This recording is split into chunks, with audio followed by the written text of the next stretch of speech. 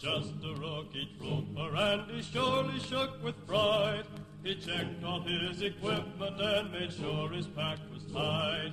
He had to sit and listen to those awful engines roar. You ain't gonna jump no more. Gory, gory, what a hell of a way to die. Gory, gory, what a hell of a way to die. Gory, gory, what a hell of a way to die. He ain't gonna jump no more. Zoom, zoom, zoom, zoom, zoom, zoom, zoom. Is everybody happy? Cried the sergeant looking up. Our hero feebly answered yes, and then they stood him up. He jumped into the icy blast, his static line and hook, and he ain't gonna jump no more. Gory, gory, what a hell of a way to die. Gory, gory, what a hell of a way to die. Gory, gory, what a hell of a way to die. He ain't gonna jump no more. Zoom, zoom, zoom, zoom, zoom, zoom, zoom. He counted long, he counted loud, he waited for the shock. He felt the wind, he felt the cold, he felt the awful drop. The silk from his reserves spilled out and wrapped around his legs, and he ain't gonna jump no more. Gory, gory, what a hell of a way to die. Gory, gory, what a hell of a way to die. Gory, gory, what a hell of a way to die. He ain't gonna jump no more. Zoom, zoom, zoom, zoom, zoom, zoom, zoom. The riser swung around his neck, connectors cracked his dome. Suspension lines were tied in knots around his skinny bones. The canopy became his shroud, he hurtled to the ground, and he ain't gonna jump no more. Gory, gory, what a hell of a way to die. Gory, gory, what a hell of a way to die. Gory, gory, what a hell of a way to die. He ain't gonna jump no more. Zoom, zoom, zoom, zoom. For days he lived and loved and laughed, kept running through his mind. He thought about the girl back home, the one he left behind. He thought about the medicos and wondered what they'd find. And he ain't gonna jump no more. Gory, gory, what a hell of a way to die. Gory, gory, what a hell of a way to die. Gory, gory, what a hell of a way to die. He ain't gonna jump no more. Zoom, zoom, zoom, zoom, zoom, zoom, zoom. The ambulance was on the spot, the jeeps were running wild. The medics jumped and screamed with glee, rolled up their sleeves and smiled. For it had been a week or more since last the shoe had failed, and he ain't gonna jump no more. Gory, gory, what a hell of a way to die. Gory, gory, what a hell of a way to die. Gory, gory, what a hell of a way to die. He ain't gonna jump no more. Zoom, zoom, zoom, zoom, zoom, zoom, zoom. He hit the ground, the sound was splat, his blood went spurting high. His comrades, they were heard to say, a hell of a way to die. He lay there rolling round in the welter of his gore, and he ain't gonna jump no more. Gory, gory, what a hell of a way to die. Gory, gory, what a hell of a way to die. Gory, gory, what a hell of a way to die. He ain't gonna jump no more. There was blood upon the risers, there were brains upon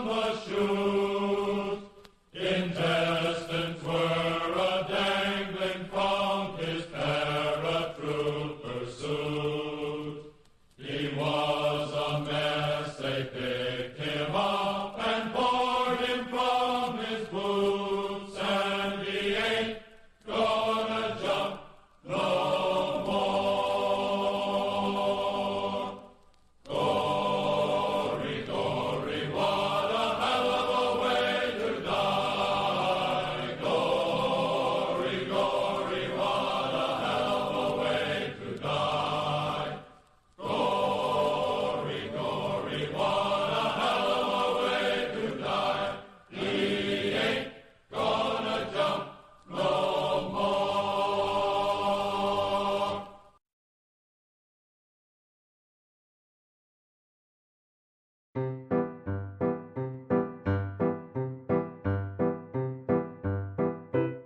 everyone, my name is Notepad Anon and I write games for fun. So what are we doing today? Well, today we're going to be working on pigs some more.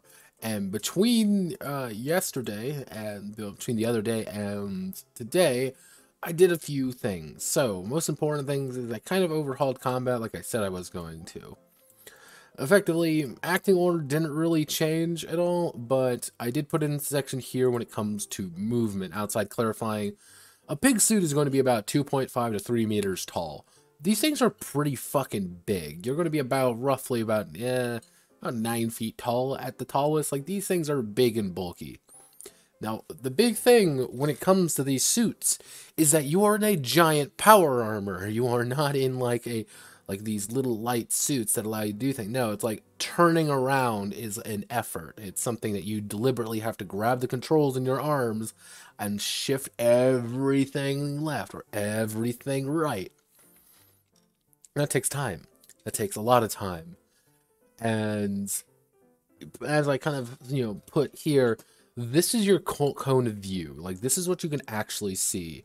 You cannot shoot an enemy that's not really in these red areas because you can't really see them all that well, or you're making kind of these blind fires by throwing your arm to the left or right and praying, which isn't really going to hit anything. It also means you can't move in any of these places. And if you're facing this direction, it is impossible to move in any other location here. You have to deliberately use the rotate action and shift your perspective again if you want to move. I'm doing this on purpose because you are big clunky suits in a big clunky suit thing that forces you to do things, i.e. act. So, big thing here is I did clarify how some of the actions work, how much AP they cost, how much others. You're always going to get 3 AP. I did debate on adding in hey, if you have leftover AP, you get more. I decided against it solely because I want things to be really tight, and I always want you to be doing something. Everything you do should have purpose. You should be doing something. So, let me see. Pilot turn. Let's see. During pilot turns, only defensive actions may be used when it's not the pilot's turn. So, what is a momentum action? Well, momentum actions are things like accelerating, firing one of your guns, recharging your energy weapons, recovering, rotating, and swinging your weapon. So, technically, these all cost 1 AP. If I want to fire one of my guns, it costs me 1 AP to do. I just bring up my arm, hold down the trigger, and that goes bada bing bing bing bang, and everything dies. If I want to recharge my energy weapons, I have to spend 1 AP to get half of my clip back effectively on an energy weapon, or I can spend additional AP to recharge more. So if you want to fully recharge your gun, it's going to take you 2 AP. And when you use the recover action, like, okay, I'm using the recover action, you restore half D will, that's pretty good, and increase their acting order by 1. Your acting order is effectively your initiative, but it's always kind of deliberately increasing. Like, you really want to increase it. And it's like, if you have leadership, you can spend additional AP to try to make sure that everybody gets it. Or if you have medico, you can spend 1 to analyze. You can identify a Zep apex and determine the flow value of a Zep horde. Obviously rotating, turns left or right in one direction, changing the facing, and then swing weapons, which are pretty solid, which are just start swinging a melee weapon with the intent to kill something, because there's a lot of them and not a lot of you. So, defensive actions, if it's not your turn, you can use these actions to help defend yourself. You're being shot at, oh no, evasive action. You can spend 1 AP to make a control check at negative 20%. So, there's a chance you may only have like a 10-12% chance to actually do this. But you can spend more AP to lower the difficulty by increasing this modifier by 5%. So if you spend 2 AP, it's only a negative 15. If you spend all your AP, it's going to be a negative 10%. But if you do it, you avoid getting hit. Defending is the same way with melee attacks. However, you only have to make it a post-combat ability check. If you roll against it, if you manage to hit them, cool. You both manage to hit, you win. So, counterattack wise, you do +1, it's +1 to this, And you take a negative 20%, but oh no, if you do, you deal damage with your own melee weapon. You pretty much can turn it on them. Internal mechanics is kind of fixing yourself up to do stuff like that, mostly when you are in electronic warfare or comical ineptitude. Otherwise known as, you rolled poorly and now everything's going wrong. Use internal mechanics to stop it. Now this is where the weird thing comes in. This is the funky part. This is the funkalicious, unfun part. What the Horde works. So, I'm gonna zoom in here. I'm gonna zoom in real far because I need to explain this because it's a really weird concept. I'm gonna put myself right over here. So, pretty much every single Zep, the Zep Horde is going to have a flow value ranked from 1 to 25. That flow value is going to determine a lot of different things. So, for example, you have a flow of, let's say, 15. Okay. So, flow of 15, that means, oh wow, okay, each Zep section is going to have a flowed value divided by 2, rounded up, I should say. I should put rounded up. Rounded up of movement. So actually we'll do with 14 because it's easy. They'll have 7 spaces. Each one of these sections can move. They can move as a horde, but they always must end connected to one another. That's the big thing. If it's a straight line, they can go and they can connect with one another. However, they're mostly going to be working as a giant flow. Effectively, that's how I kind of envision them, is that they are a mass of bodies rapidly coming towards you to eat your fucking face.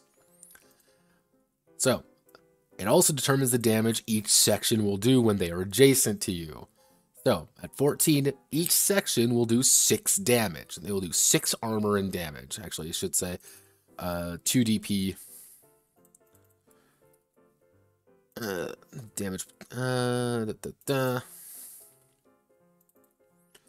Like, these things, like, this is what makes them really scary. Even the small horde is lethal to a person outside of pig's armor.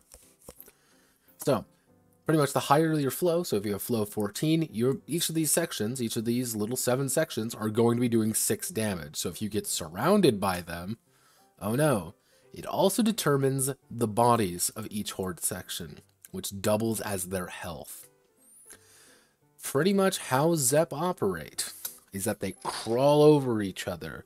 It is this swarm coming at you. They're pushing each other going forward. They're crawling over one another. They're literally using each other to propel each other forward. And then they crash into you. And when they crash into you, they're going to start clawing at you. And it's just more and more of them just ripping and tearing at your metal, trying desperately to get inside so they can eat you. And that does mean the higher this flow value, the more difficult it is to kill individual sections. Which, if you look here, that's why I say, like, anything past 25 is kind of a death sentence. Because at 25, each of these sections, which they're going to have about 12 sections. Actually, no, it'd be 25 divided by 2, rounded up, so they would have 13 sections. Each of them will have 50 health, and each of them will be doing 12 damage. Minimum. And at 12 damage, if you get surrounded by 3, that's going to be 36 damage, possibly at the start of your turn, before you can even act. You got 4 of them surrounding you, all attacking you at once, that's 48 damage. If we look at even our most basic pigs, you know, even like the most basic ones, if we go all the way up here, like 48, that's dead, almost dead, almost, like, that's some very quick lethal damage to these. When you're designed to take like 2. So you don't really want to get surrounded and just, you know, beat up, because that's bad, because you can't really, there's no really good way of defending yourself against them. That's kind of the idea. They just do damage. If they're by you, they will just do damage to you. Now, the big thing, though, is the idea of blunting the advance. This is the big concept of how you actually fight these things. Is every time you shoot a section, their speed is reduced by 1. So if they have let's use our flow of 14 here, they're going to have 7 speed each. That means they can move 7 spaces. Every single one of these sections can move 7 spaces. However, if you blunt the initial 2 here, like right here, you can kind of see it. If you blunt these 2, no one can move because Zep sections cannot move through each other. They are blocked. So that's what it means, like putting them in choke points, restricting their movement, forcing them to kind of block one another is essential to survival. And that's why a lot of the maps I want to be kind of claustrophobic in their own right, where it's like you're kind of forced to put in these situations of like, okay, you have 2 people blunting the advance of these things, and it's just attacks against them. It's not the damage of the attack, it's not anything, it's literally just, if I attack this person enough times or expend enough ammunition, they're not going to be moving anymore. So if I spend 2 actions unloading 5 bullets each into it, they're not moving. Because I literally just tore into them with 10 bullets, 10 high velocity cannons shots effectively, and I'm tearing into them. But it's kind of that idea, like you constantly want to keep bullying these guys to keep them down. Because the second you stop, they can start swarming out. They can start surrounding you. You can't blunt them all. That's the problem. You never have enough ammunition to blunt every single one of them. Let's see, and the horde momentum dulls as well. The thing is, if you kill a section, you also reduce the flow, because every time a section goes out, you effectively reduce the flow by 2. So instead of having to deal with 14, you take out 2 sections of a 14 flow, they're suddenly down to 10 flow, which is reducing their damage by 2, reducing their movement by 2. Reducing their health down quite a bit. You go from 14, it would be, if you go 14, it would be 14 times 3, which would be, how much would each section have? Well, instead of 42 health, they now just have 30 health, which is easier to kind of manage. So the idea being, you attack, you start, getting them into these situations, you're going to beat the hordes back pretty easily. So that's the point. They're not scary. Zep hordes are not scary if you know how to manage them. Just like in Left 4 Dead, if you know how to manage a horde, they're not actually that scary. They're, but if the second you start letting them move about more freely, the second you give them that leeway, the second you present an opening, they are going to rapidly fuck your day up. Which is where Apex Zep come in, kind of what we'd call Special Infected. Special Infected or Apex Zep, they can ignore the rule of effectively not being able to move with each other. Apex Zep are able to go boop, boop, boop, boop, and, fairly quickly, find themselves in your midst. So you have to ask yourself, do I want to keep spending my ammunition trying to blunt this horde, or do I want to deal with the thing that's going to beat the shit out of me? And I kind of borrowed a little bit from Left 4 Dead in that idea, where it's like, we have a horde here, but when my friend is getting jumped on by a hunter, do I stop shooting at the horde for a minute to try to get the hunter off of him, or do I keep shooting at the horde to hope somebody else does? Which is why most teams are going to be kind of based on that idea.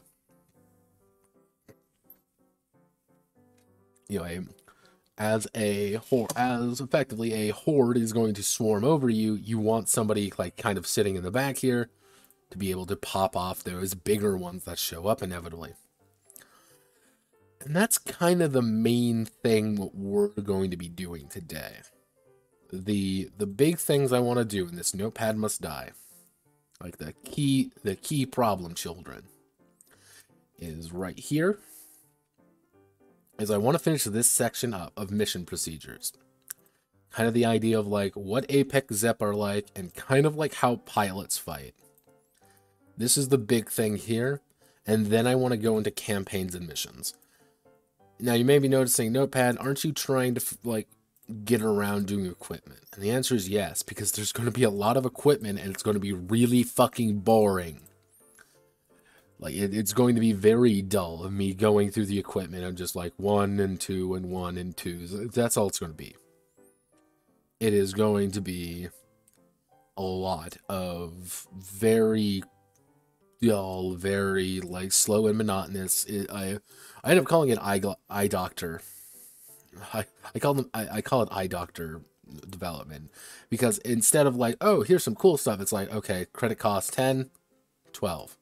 No, 10, 11, 10, 12, 10. Like, that's all it's going to be.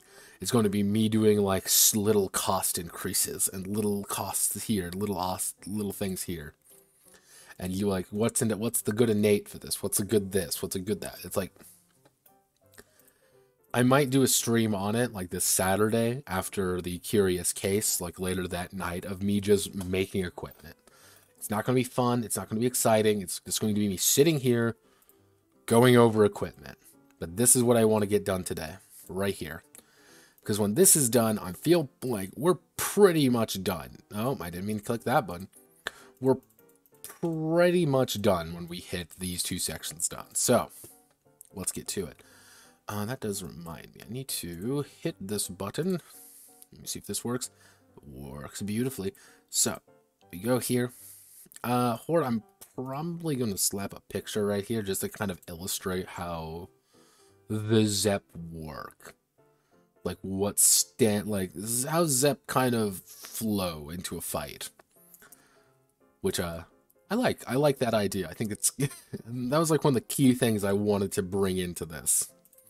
So, what we're going to do is, let's see, we're going to call it open season, targets and acquisitions, open season, Apex Zep, and rival pilots, rival pilots. So, let's get down to business to defeat the Huns. So, we want to do this.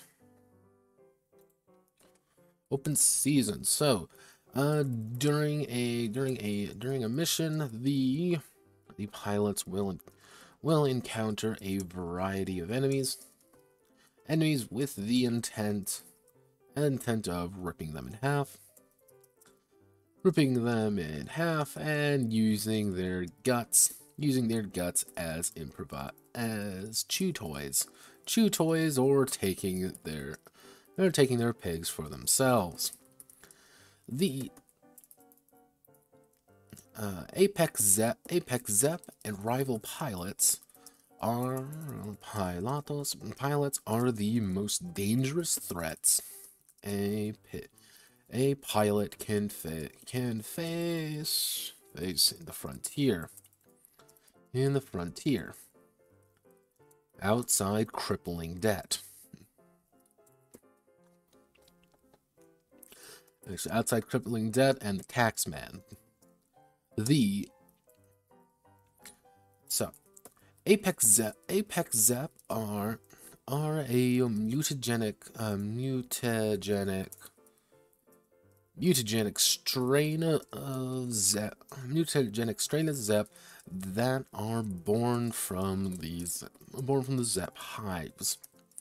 These mutants, whether natural or unnatural, are integral parts of the Zep war machine. They act as both as auxiliary forces. Vanguard troops,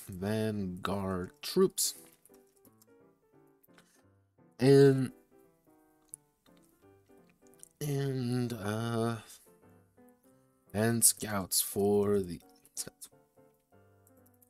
normally hive-like Zep. Xenopredators. Apex Zep are numerous and found almost everywhere. There is a Zep hive or may be a Zep or may be a Zep, or the location. Actually, almost everywhere there's a Zep hive, there is or was a Zep hive, or a planet on the migration methods of the Zep themselves. Because the idea of the Zep is that they literally, at a point, they will hit critical mass on the planet and they will leave. They will effectively launch themselves into fucking space, kind of like how bees do it, and they will launch a queen into space, and they will then go to another planet and eat. Except there's many queens. Or a planet with a planet on the migration trail of the Zeptums. Migration trails, I should say. Let's see.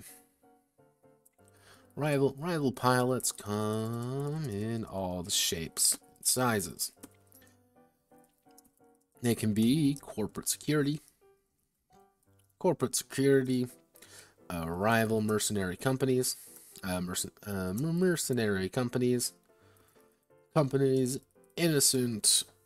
colonials, innocent frontiersmen, I should say, or the most despicable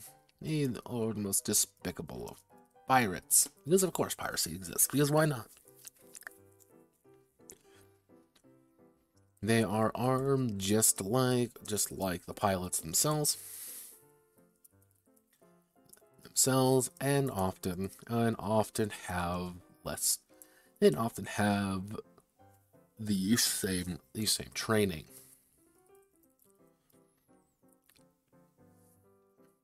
Due to the value of pigs, most pilot battles are to surrender rather than death. Due to the value of pigs, most pilot battles are surrendered rather than death. With the injured pilot being spared in exchange for their pigs. More than a few pigs have been traded around in card games or duels. This is also suggesting that they just don't EMP the pilots, and rip them out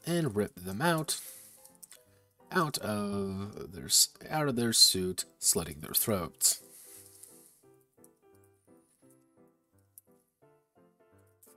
Because yes, when in doubt, it's always one of those things where a pig's is very dangerous, but it's still a piece of technology. You can exploit it, and if you get them out of their suit, shoot them. Shoot them in the fucking face. Get a gun and shoot them. Get a knife and stab them. Steal their suit. It's your suit now. Fuck you. What, warranty protection? What do you think this is? What do you think we are? Communists? Sorry, bucko. What's yours is mine. Slitting their throats.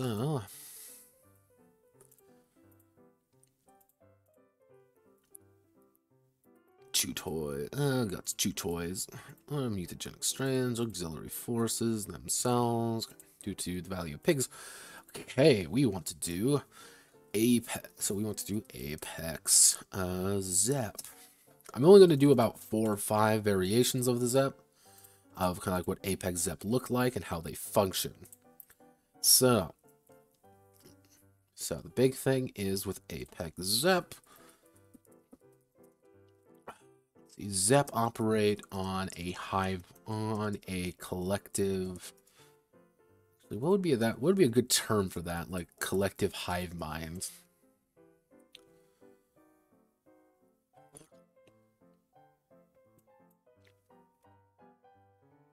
Hmm.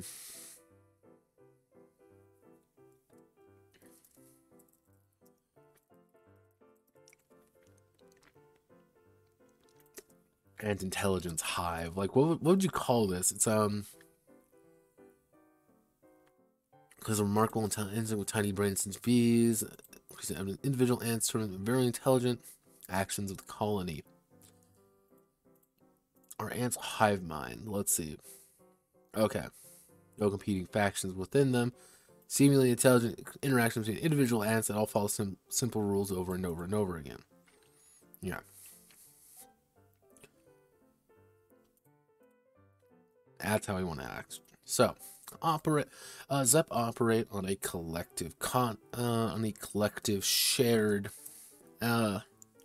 neural network. Collective shared neural network. In easier terms, the Zep think together when they are together.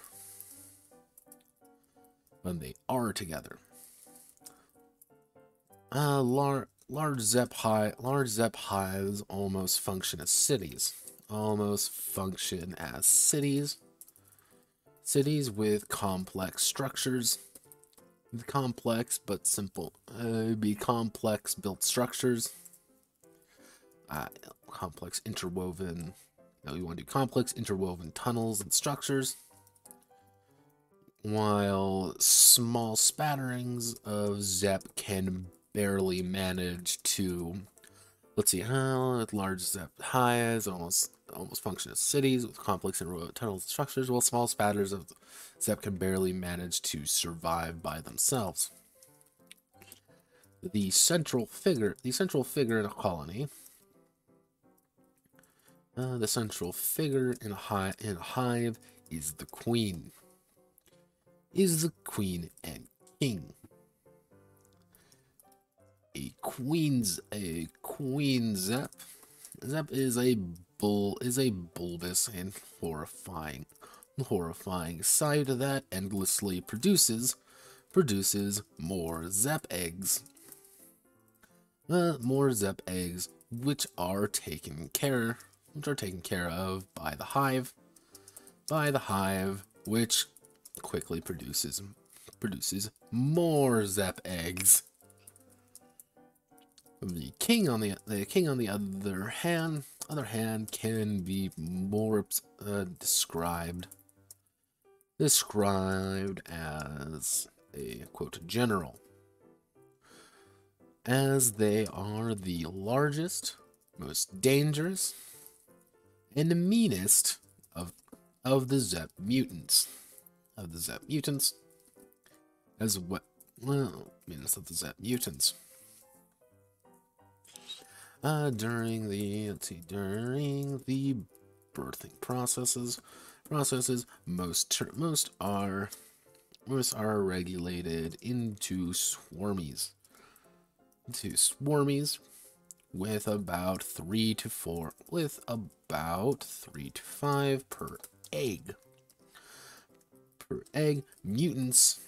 Mutants or apex Zep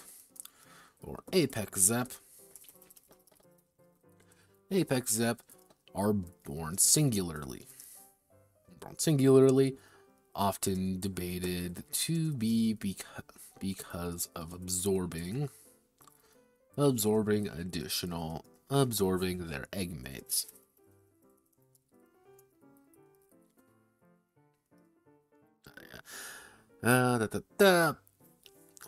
Egg mutants or apex Zep are often born singularly, and much more rarer on average, one in about 250 eggs. So one in about 1,000, about 1 in 1,000 turned out to be that. But you mind, your colony might be a couple thousand, and that's a small one, very small.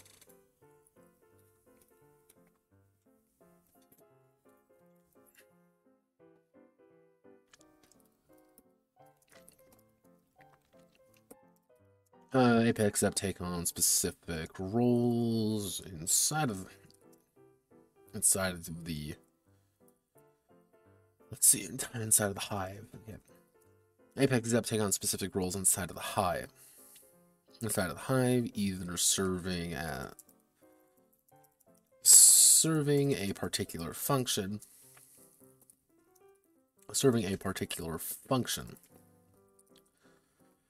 Unique hives spawn unique. Unique hives in situations spawn unique Apex Zep to accommodate the conditions, making Zep almost the ideal habit. What would you call, actually, making Zep extremely adaptable to situations, to habitats.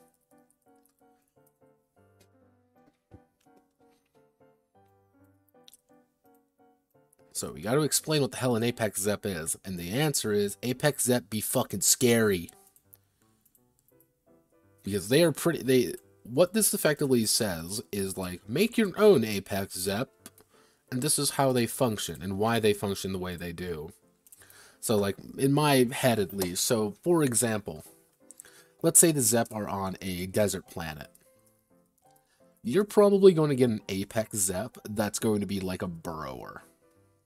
These are going to be people who literally burrow in the sand, and they wait for you to step on them. You step on them, they jump out, they rip your legs off, and they leave. Why? Because they adapt to the sand. They want to adapt to the sand, and they adapt to the situation. But they might also have, water collectors. You can probably call them dew collectors. Where they have these massive heads. They're fucking useless in a fight, but their job is to literally stand in the middle of the night and collect dew. They collect all the dew they can, they go back down to the colony, they distribute the water. They accommodate the environment. And that also means every single environment's going to be unique, and I want you to design your own Apex Zep. And the ones I'm going to go over are, like, the most common. So, extremely adaptable in different habitats.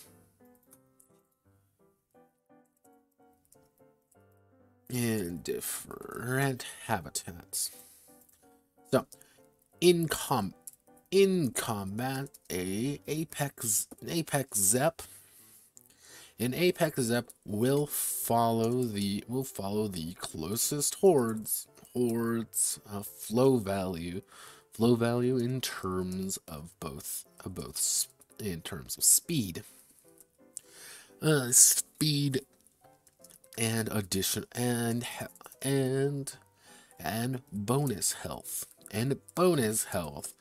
That's added onto their base health.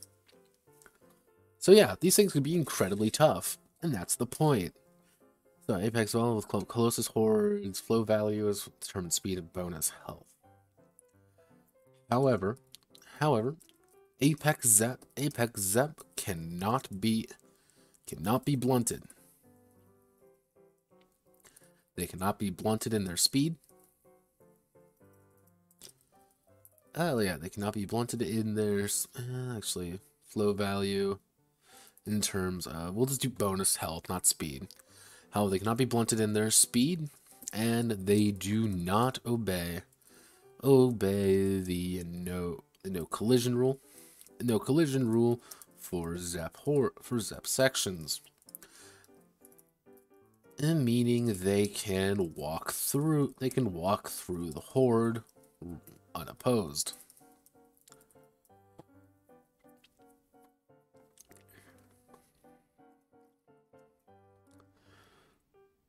So, okay, there we go. However, let's see. Combat Apex will fall closest hordes value in terms of bonus health. So, what we need to do is we need to go down here and we need to build some enemies. We love enemies. So, what we're going to do is I'm going to take probably just one of you. We're just going to post this right here, and what we need to do is reduce you by half each. First things first, just reduce you by half. There we go. Alright. Let's think this through. We need to do Apex Zep name. We'll call it role. We don't really need to worry about these, but what we can do actually is we can give these a speed value. Actually, do we want to give these a speed value? No, we already have a speed value, so we can just do description. I know what we can do. We can give these a...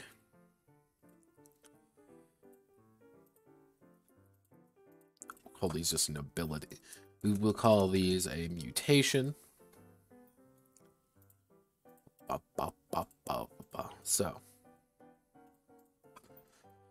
Do we need control? Yeah, we'll go with control and we'll call these motorics.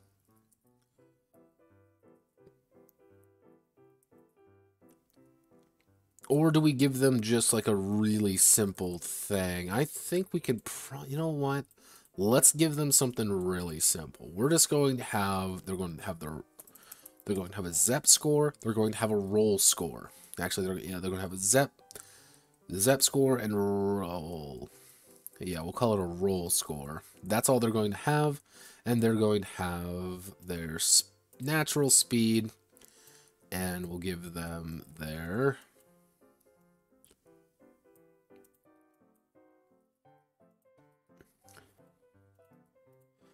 we'll merge these two together. Cool. So we don't need to worry about that. Let's merge everything together down here. Do we need to worry about hard points? No, we don't really need to worry about either of these. We can just do health would be that. So the idea, like, this is your Zep score. And that's just what you're going to roll anytime you want to do something. They want to do something Zeppy. They want to hunt down. They want to close the distance. They want to pretty much rip your fucking face off. The role is designated to what their actual job is.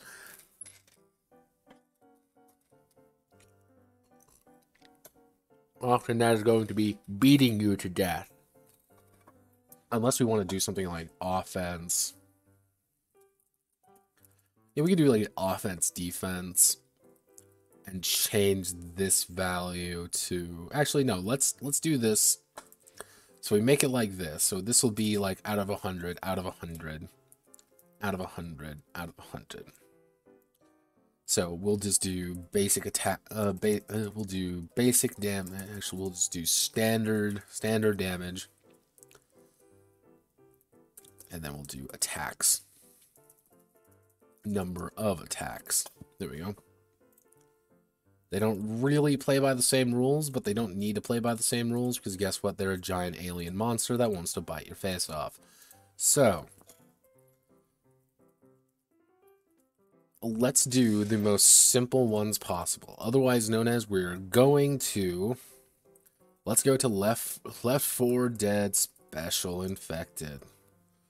Tell me, what are the special infected that we can work with? Alright. So let's see. We got the boomer. Cool. So we're gonna give these guys bombardiers. Exploding saboteurs. Exploding saboteurs. And our description, these strapped with explosive chemicals. Actually with a sack of explosive chemicals. These tiny Zep rush at pigs' lines and detonate themselves too quickly to cause chaos.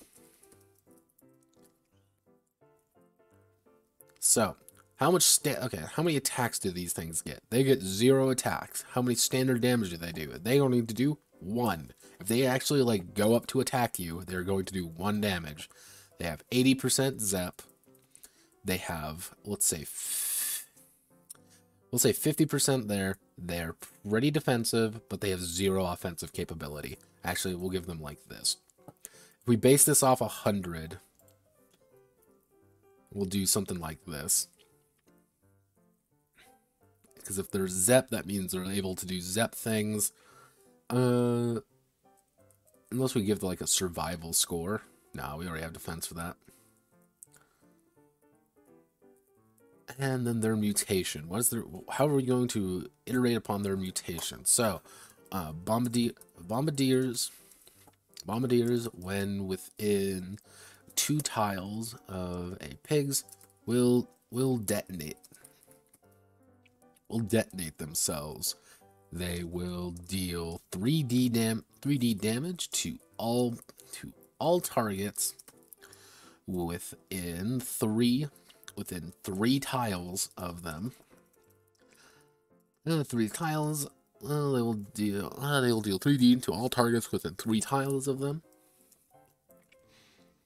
3D tiles of them. If they are killed before them, then they will also explode. They will also explode. Only by an energy weapon. Only by an energy weapon. Energy weapon. Will they not explode violently?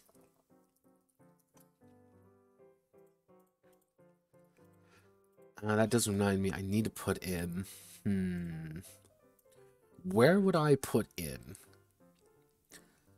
health? Unless we put it, like, right here.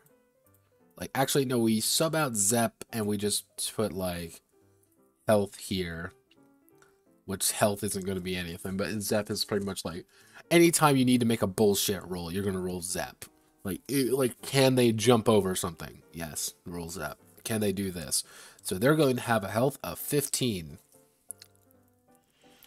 Actually, we'll do 80%, 15%, 85%. Actually, we can probably make this even lower. So they would have 15.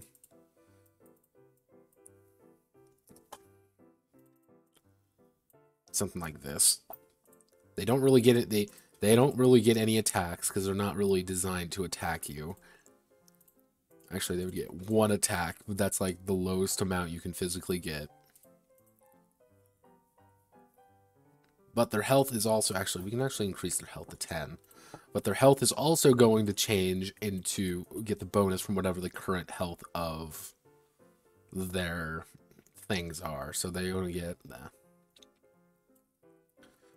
So if we use this, can you fit on here nicely? I want to paste unlinked.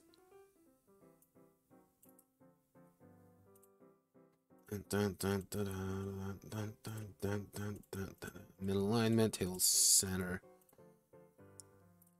Saboteur, bombardiers. Only by being an energy, only by being killed by an energy. Killed by an energy weapon, will they not explode?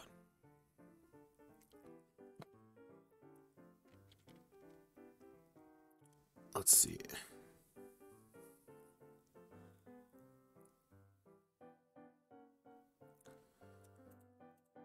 Okay. So, actually,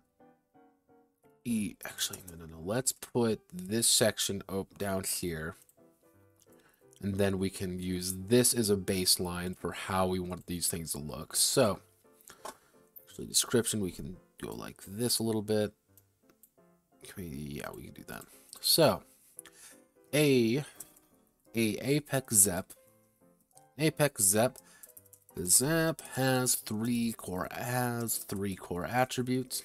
This actually has Apex Zep has 3 attributes. Zep, offense, defense, and offense.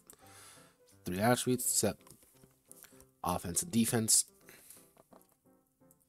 Offense and defense are used for combat encounters. Counters as quote combat ability and control, respectively, representing their ability to defend themselves. Representing their ability in their basic fighting ability.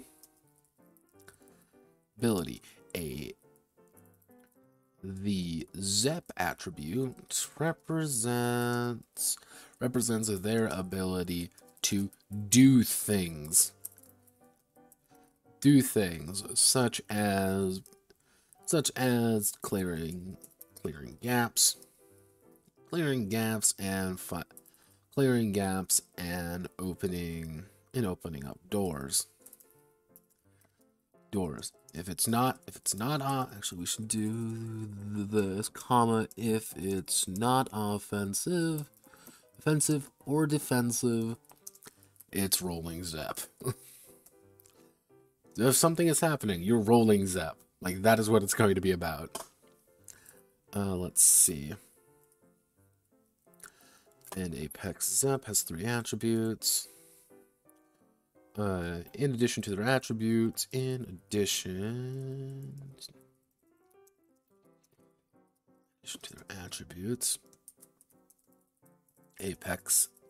Zep have health, standard damage, number of attacks, and mutations. And let's see, health is how much damage these Zep can take before expiring.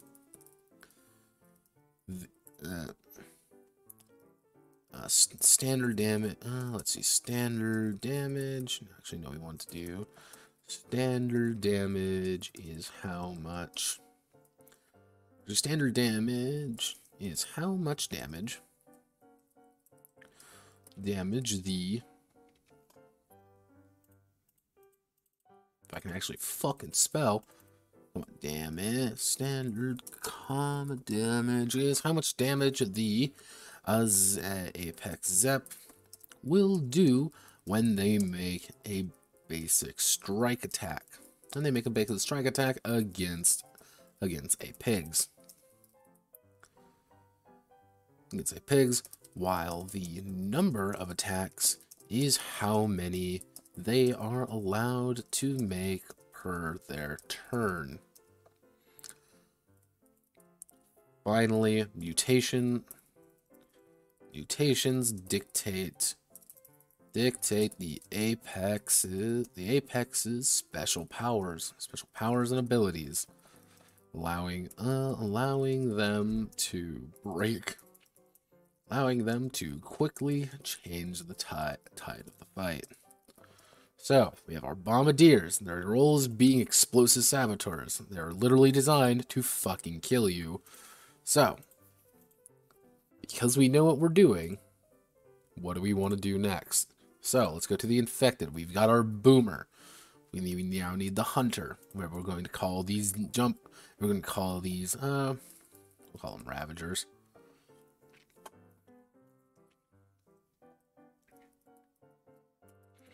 Actually, Ambush Predators.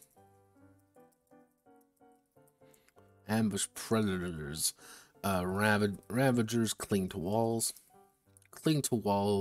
awaiting their prey, only to leap on them with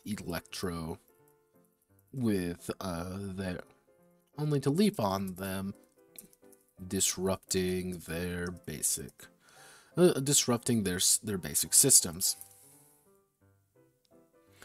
by sensory overload. So these guys are pretty damn good at doing what they do. They're 90% anytime they make a Zep check. They're going to be a little bit more. They're actually more fragile than them, but they're going to be doing a lot more damage, and they're going to be doing three attacks per. And that's literally it. Their defense is going to be 25%.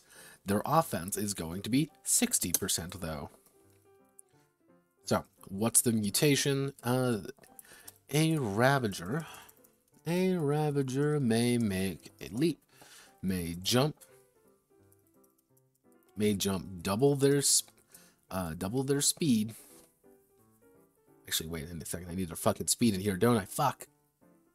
Unless we just say it's their Zep percentage. Is this the tens value of their? Is this the tens value of their Zep? We could do.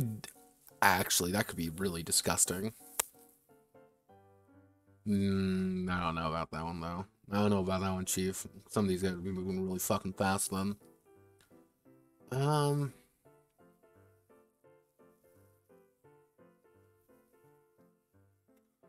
do we put? Actually, unless we do something like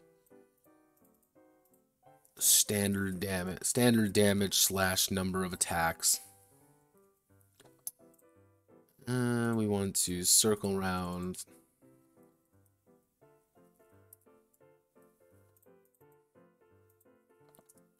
So something like this. Actually, we can just do damage slash number of attacks. So it'd be 1-1. And then we do speed here, which would be speed. We'll say these guys crawl pretty fast. The idea they're going to be moving about 7. So we do this as our template.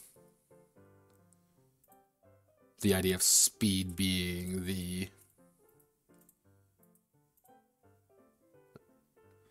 So this would be how much damage, make per turn. Actually, health, speed. Let's see. Speed is how many tiles the Zep may move. They may instead ride the wave. Ride the wave if they are adjacent or on top of a Zep swarm. Ride the wave, moving equal to the swarm speed. There we go. So they can move independently that far away. They can just move outside the horde. Or they can just ride the wave. So we do this. So this would make, we put, they have less health. They have less defense.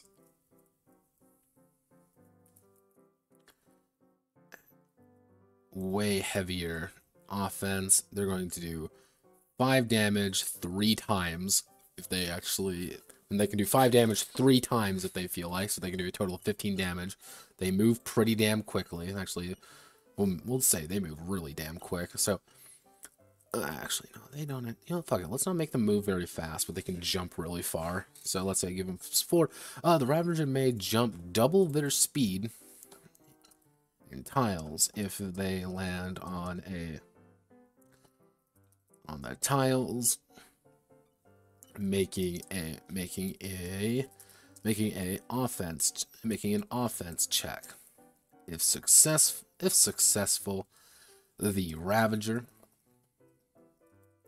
Ravager has jumped on the pigs and will continue to slash at it.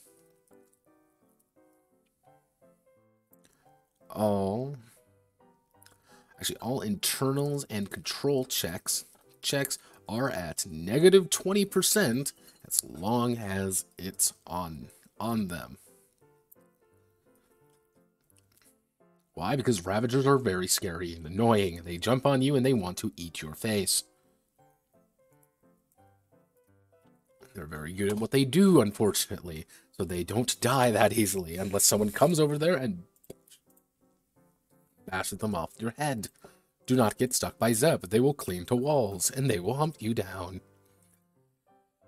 Smokers. Okay, so what we need to do it is what would be a good name for a giant bug monster that grabs you and tries to drag you away into the shadow realm? We're going to call them something very dull.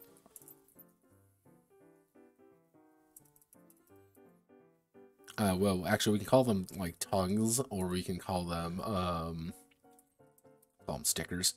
Stickers, ambush predators. Oh, we already have ambush predators.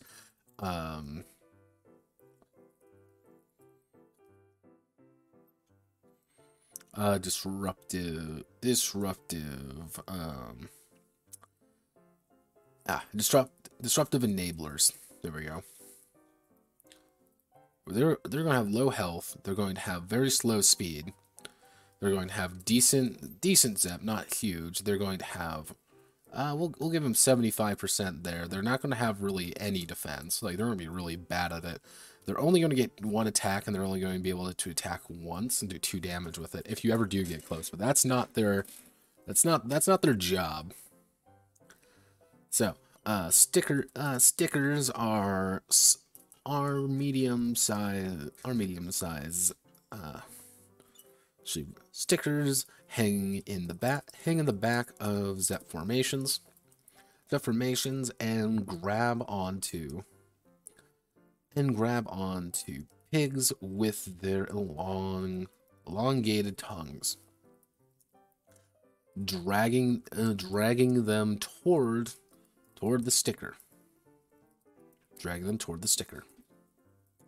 So the stickers may make a offense or Zep check. Offense or Zep if they want to. That would be more like they're grabbing something from you, but to shoot out their tongue and attach to a pig's. If successful, they drag the pilot and pigs. Actually, they drag the pigs one tile closer to them. Every turn, including the one they stuck on.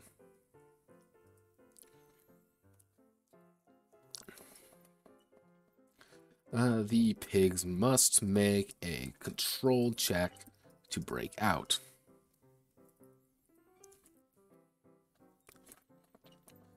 Now, the annoying thing with stickers is that what they're going to do is that they're going to stick you. That they're going to drag you out of formation, because that's their job. They want to drag you out of formation.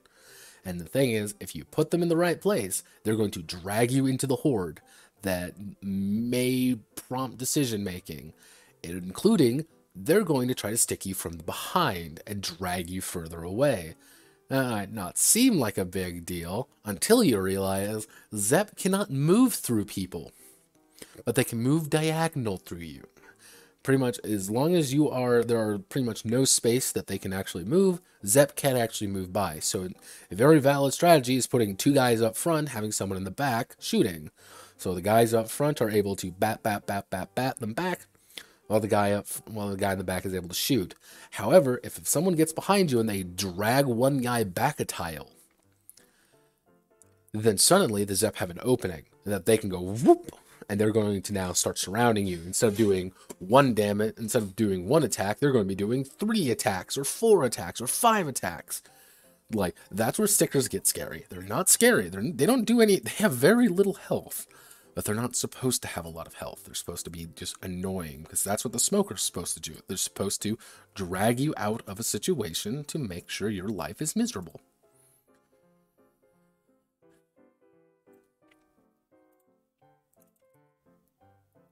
Ravagers.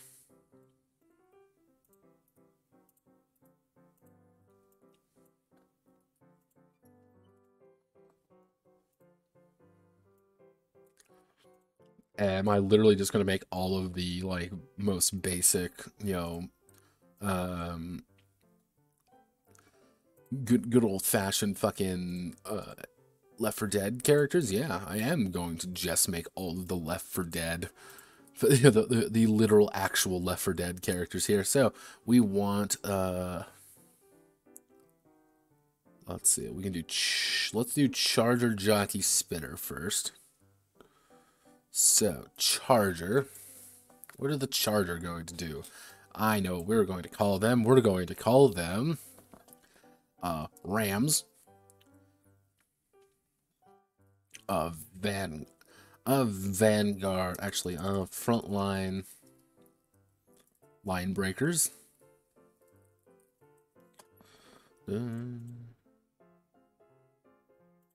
So, massive Zep with an iron head, designed to lead the charge for the others. So he's going to have a stupid health bar, which is going to be like 30, because he's going to move. He doesn't move very fast, but he doesn't need to move very fast because he's literally a giant shield. Actually, we can make him move really fast, have a little bit less health. He only is 50% Zep. He's not actually that good at fighting or defending himself, but that's not the point.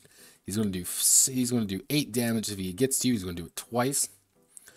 And Rams may charge up to half of their speed at the nearest pig, at the nearest target. When charging,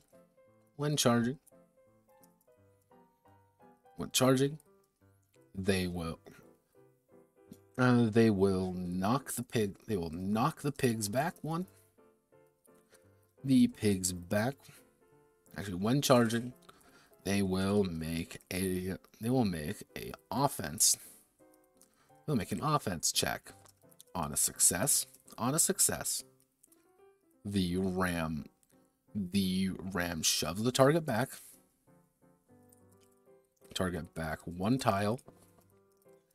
And then the pigs must make a control or internals check at -10, or be knocked over. Because that is what they do. They don't need to be scary. They just charge at you. It's like, do we want to take care of the line breaker? And some of these things can get a lot of fucking health. Especially when you look at like, oh, well, let's look at the bonus health that these guys can have potentially. It's like, oh, wow, look, it's flow value times 3. You have 10 flow. These guys have 55 health all of a sudden. That's all they do. They charge into you. They try to beat you to death. They aren't very good at it. That's not the point. What they are good at is just being giant slabs of shit. And they want to punch you. And they will do it a lot. So we got the charger in there, because we all like the charger. Let's see, we need the jockey now. Do I really want to put the jockey in? Let's see, killing floor. I guess, yeah, we can put something like the jockey in. Well, no, that's kind of what the Ravager does. So we can actually, but what does the jockey do? The jockey like just is annoying and jumps out of position and wants you to do. Actually, I know what we can do. We'll call them what do we want? Light bugs. Light bugs. Annoying critters. A light producing zap that illuminates the area around them. And also triggers every alarm in the pigs. So, what is a light bug zap? It's 25. What's its offense? 10. What's its defense? 10. Actually, 5. How much damage does it do? 1. It does 1 damage. Actually, no, it does 0 damage. This thing is helpless. It does literally nothing. It's very slow, has little health.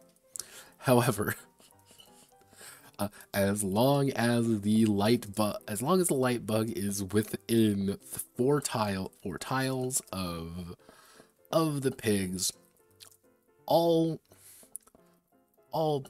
checks are at negative 10%, negative 15%, due to the alarms in the system going off.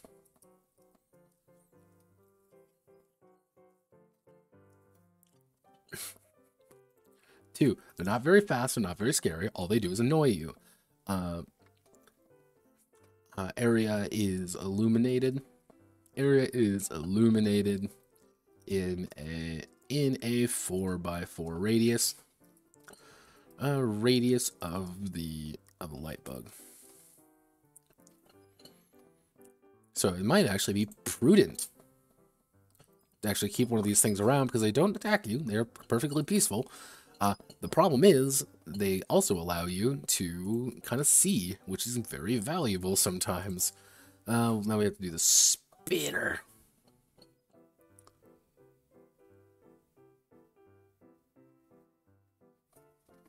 Let's see, okay.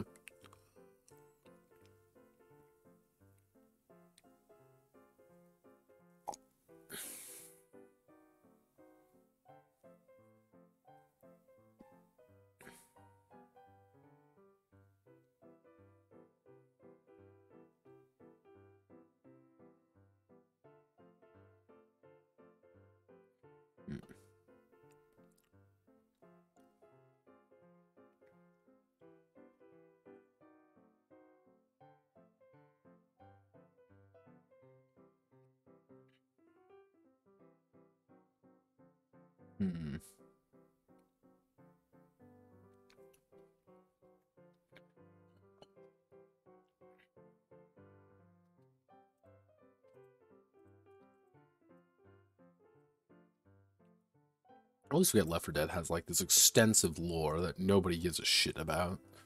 I always find that amusing. So we need to do a goo bug, a gooey. We'll call them a gooey. Gooey, acidic,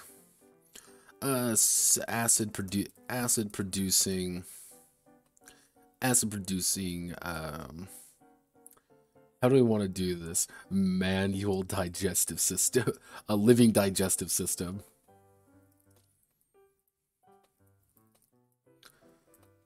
Because we want to make these things as disgusting as physically possible. There we go.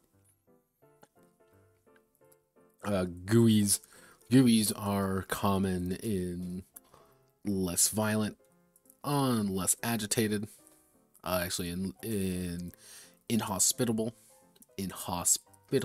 locations as they can devour normally toxic food and break it down with powerful acids.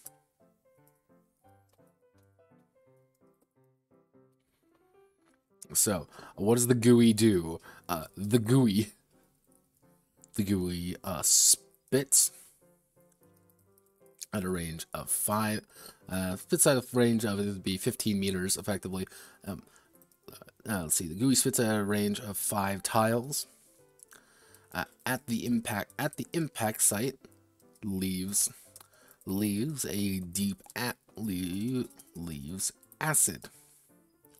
At the impact site, leaves acid. The acid will deal 2 armor. We'll do 2 armor and damage for as long. The impact site leaves acid in a 2x2. Actually, it'd be a 3x3 area. The acid will deal 4 armor and damage for as long as a pig stands in it. Spans of it. All ZEP sections are healed by the same amount. So you can technically heal these things pretty damn easily. They're going to have, let's say, they're going to have about, let's say, they're going to be pretty zippy. Like, they have 60%. They're not really offensive.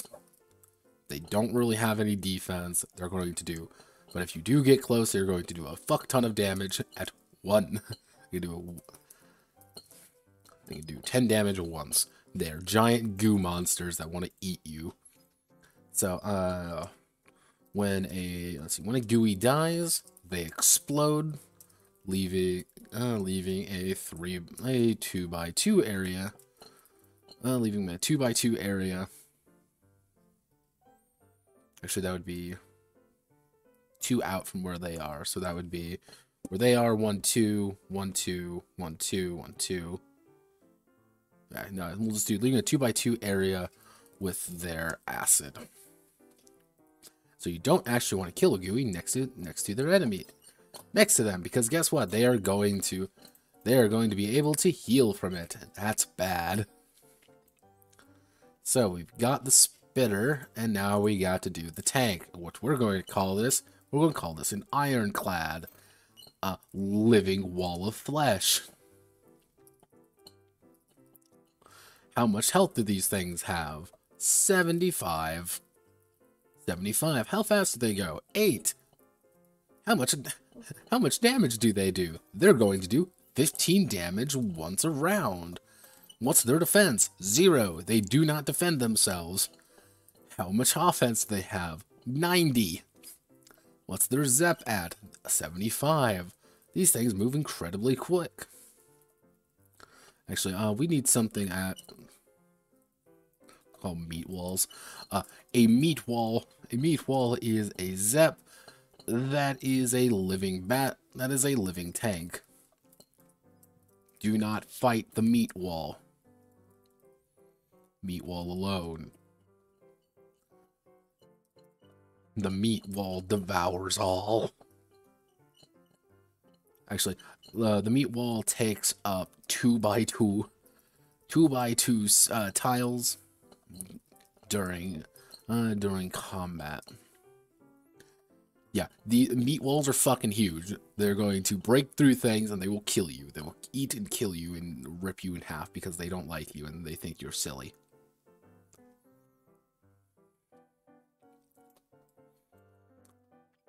They also have 75 health, which does mean they can technically have up to, at full range, they're going to have 75, they're going to have 75 plus...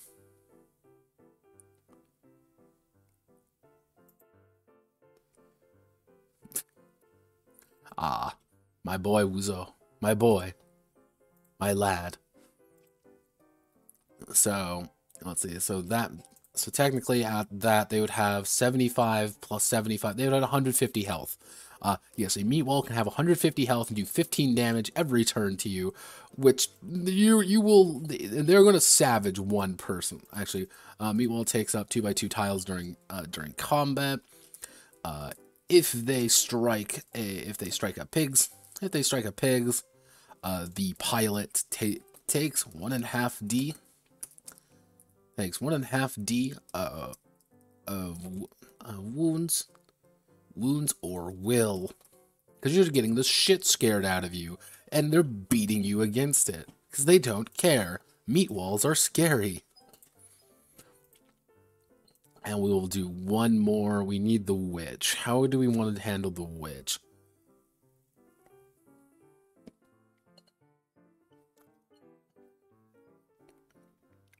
Oh, I know.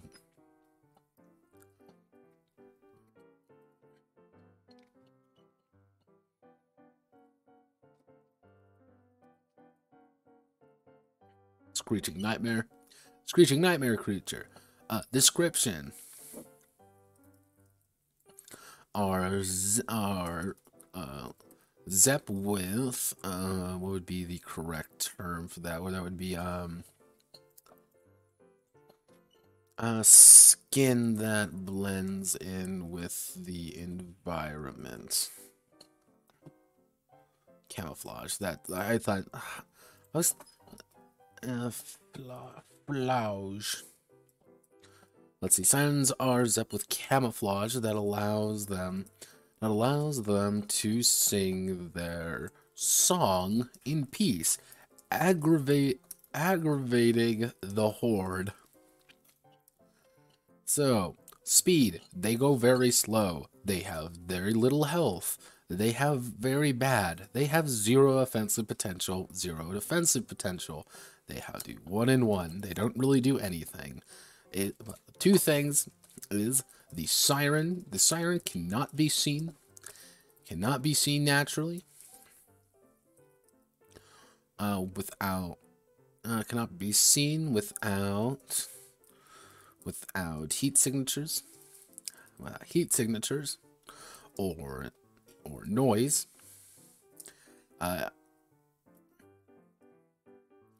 During combat, the siren will begin to sing.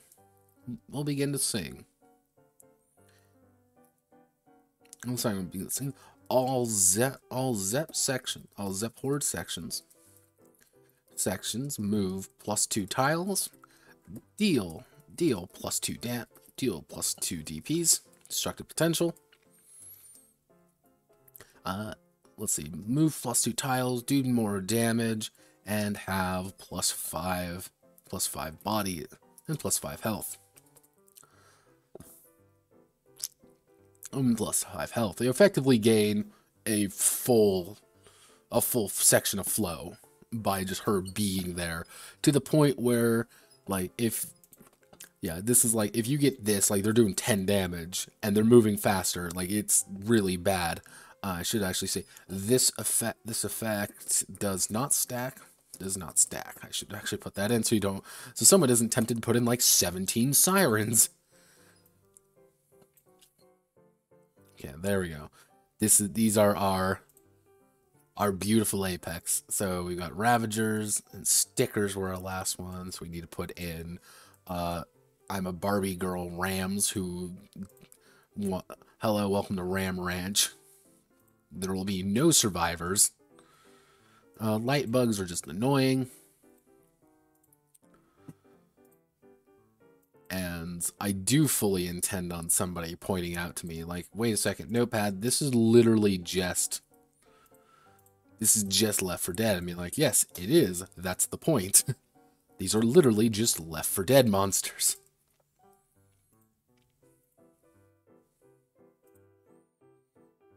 And even spitters, which I love. I'm a despicable human being. I love playing spitters, and when we played versus a lot, I always thought they were really fun because you just fuck people up when you do that. Like, you just like, somebody's day just gets infinitely worse anytime you play a spitter and just get a solid spit on somebody. Like, there's nothing they can do.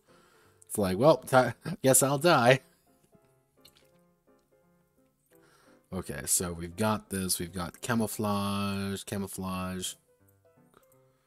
sections. There we go. Okay, we've got, I think, let's see, 1, 2, 3, 4, 5, 6, 7, 8. I think 8 basic Apex Predators are pretty good.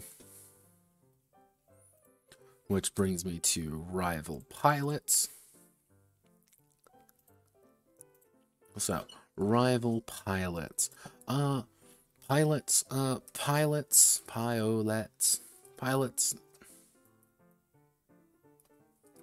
rival pilots and their pigs operate the exact same as the players, as the player's pilots, and are built the same as well. With the same equipment available to them. If there is a need for them to be outside of their pigs in any capacity, rather than have a strict method. Actually, let me see. if multiple pilots are needed, and there is a desire for more of a quote mook feeling to some combats involving pigs pilots,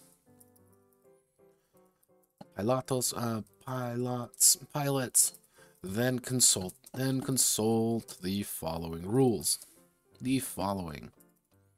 So all we'll call them all quote basic pilots will have a rating. We'll have a pilot rating, PR, which is ranked from 0 to 100, representing their innate skills as well as being every single attribute,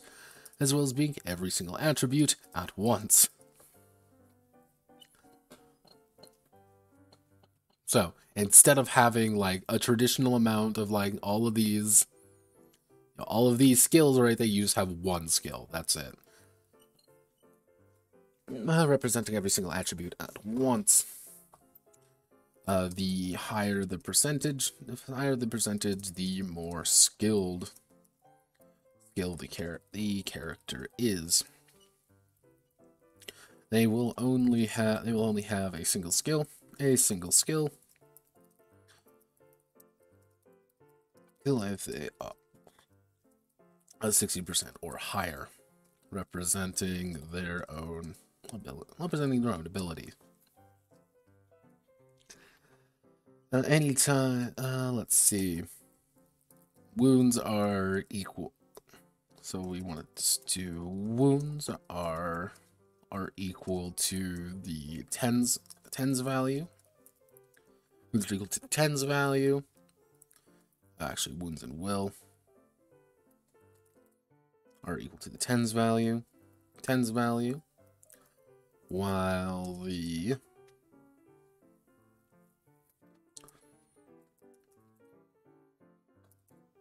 someone's cooking. I can always tell because it always smells. I know someone is cooking because it always smells. It smells good today.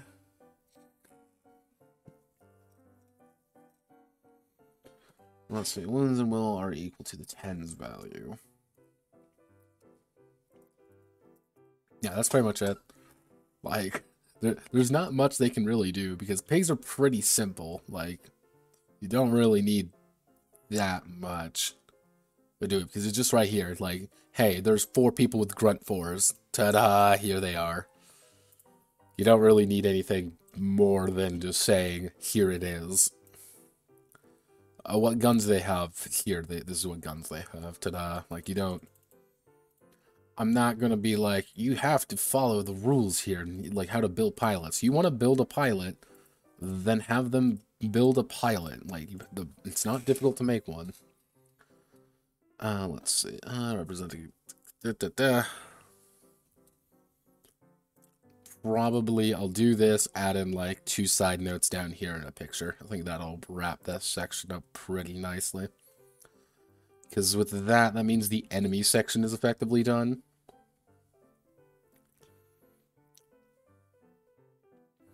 Okay, so that does mean mission procedures is done, and then we need to go into campaign and missions. So campaign and missions, what we're going to do, campaign and missions. During their time as a free company, the pilots will be undergoing campaigns and missions.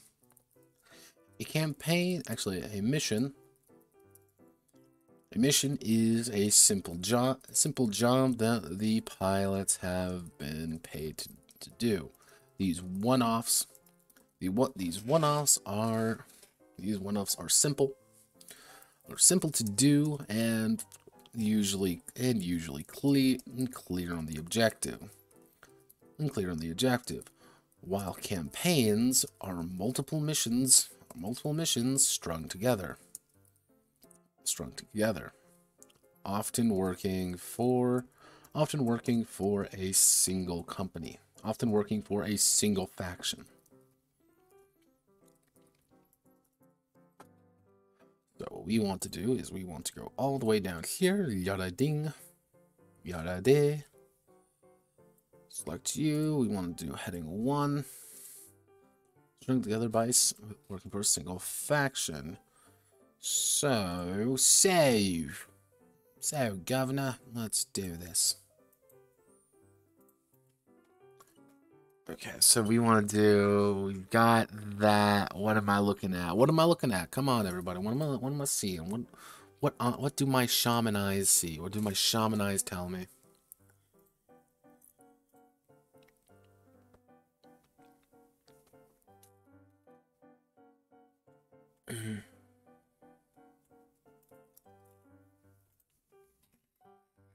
Oh, God. Legs, please. See, I can see this in my head, with the idea being that you're signing onto a contract and you're taking multiple missions, so we need to find a way to do the mission system relatively simple. Half of me just wants to say, here's a fucking table to do this, and the other half of me is like, no. Okay, but we're gonna do this tonight. Drop my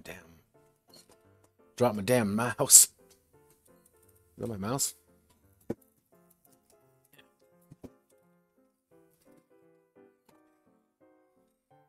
There we go. Let's see. So we need to do. Okay, so we want to do mission. Missionos. Hello, mission. So mission. So missions. The mission has the pilots deploy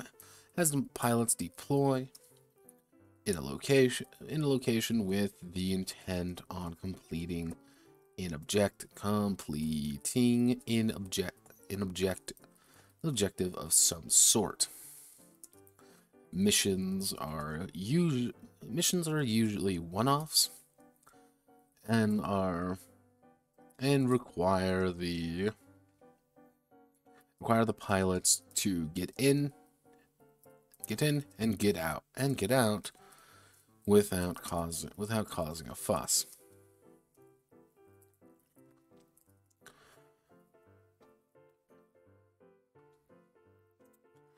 Let's see. Without causing a fuss. Many missions are classified. Actually, many missions. Actually, missions come in four varieties. Recovery, annihilation, defense, and what would be in defense and placement. And the setup, we'll say. Recovery missions have the pilots deploy to hunt down something and retrieve it for their employer.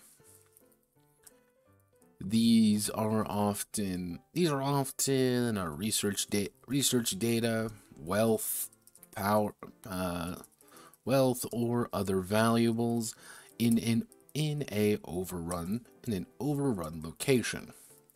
However, it is common enough for recovery missions to quote take something from another.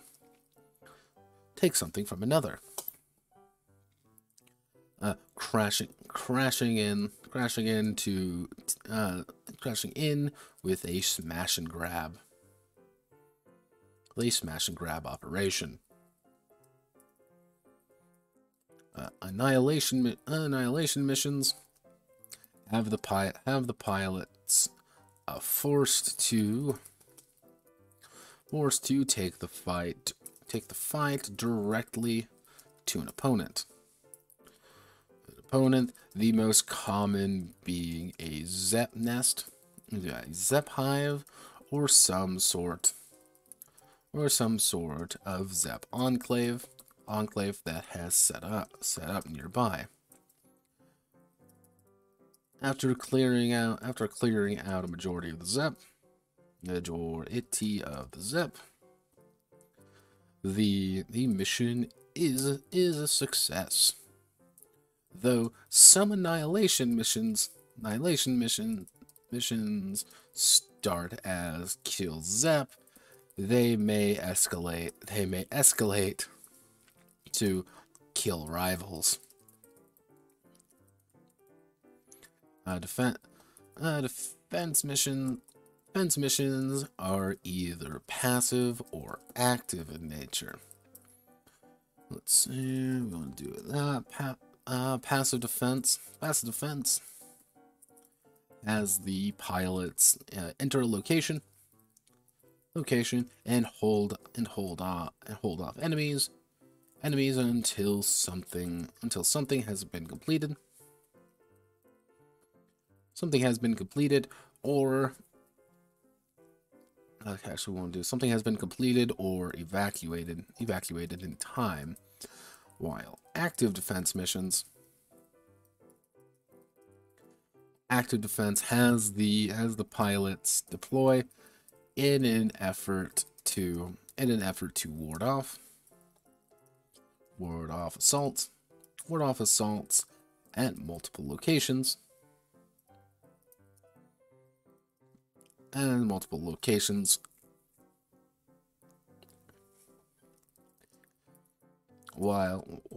multiple locations, or defending a crew of some sort. So the idea behind this is that a passive defense is hold this area until we leave. Cool. An active defense is defend the miners as they set out to do what they need to do to rig the explosives. Like, you're constantly moving in an active one, like you're constantly going from point A to point B to point C to point D. The idea being that, like, you can't really like set up kill zones. It's more like you are in this current situation, what do we do? In this situation, what do we do? In this part, what do we do? And it's like, okay, we've gotten all these parts. We know what we have to do. And the thing is, like, you can go like, it's not always going to be Zeph. You're going to fight pilots sometimes, and those pilots are going to be dicks, and they're going to want to kill you. And, like, most of the time, like, if you have a pigs, the reason they're hiring you for pigs, it might not entirely be something on the up and up. And what do you do when people are, like, kind of being assholes at each other? It's like, well, you have a giant cannon and they do not. Finally, so we want to do finally, setup missions have the pilots deploy, have the pilots enter a location with a device or person to set them up in an area. Set them up in an area for a time.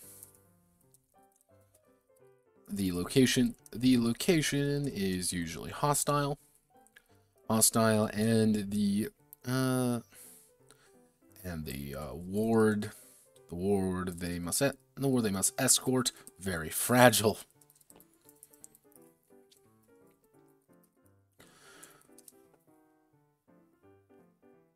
The ward they must escort, very fragile.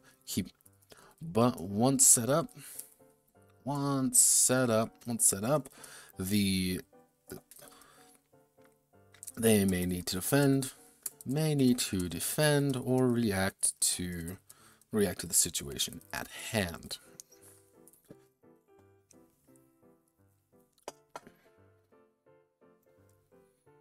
So there we go. We need to select all of you. We need to post you right there. We need to do this. Heading to annihilation, completing.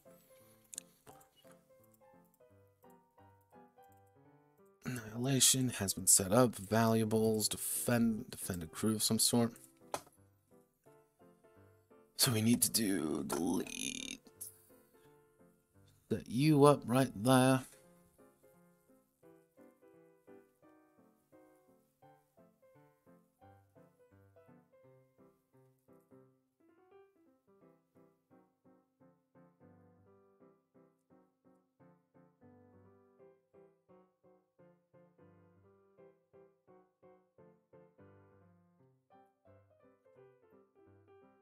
Do do do do.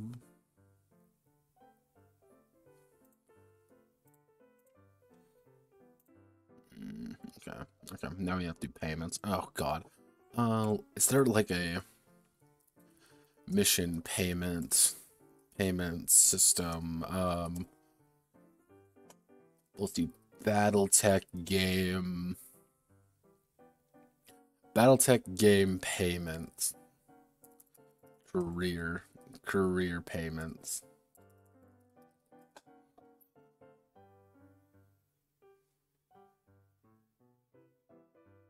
How the fuck do you pay your bills?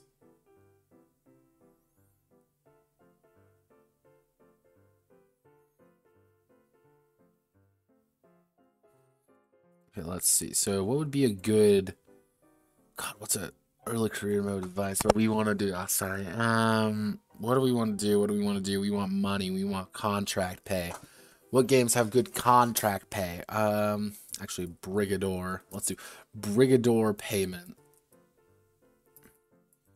Mission pay. Or some campaign missions.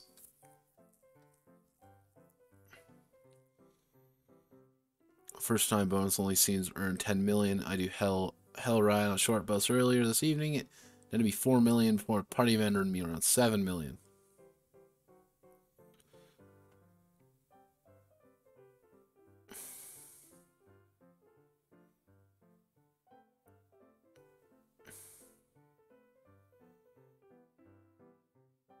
Meant to point players to freelance for better or for worse. It's just the nature of developing a game for the first time. There's going to be snacks. Okay.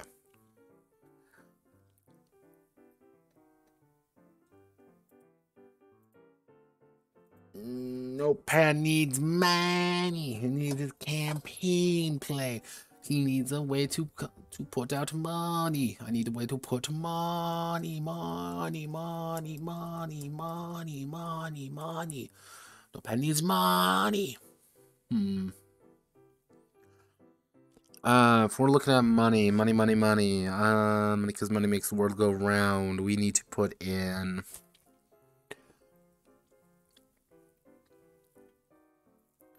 what's a good contracts?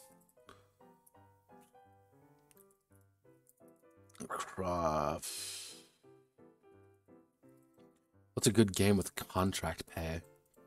That's like Brigador, games like Brigador. Earning about that much isn't too much. What's the economy looking like? So roughly speaking, the economy is going to be focused around the acquisition of goods. These aren't terribly expensive to get. Standard pigs. Okay, you know what? Mission is piles deploy. So, financially speaking, missions pay out less than a full campaign. But they are not sworn to a series of missions, but instead simply a one-off. So, we want to do, roughly speaking. So we want to do. We go here to our handy dandy money machines.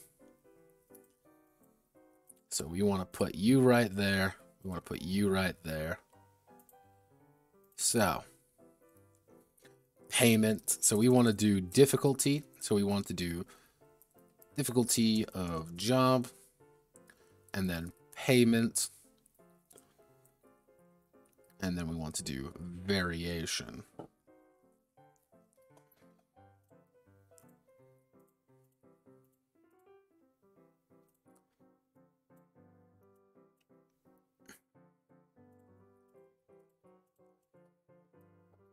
So, because we've got that, so difficulty of job is going to be like a milk run. Actually, no, that's what we can do. We can do shadow run mission payouts.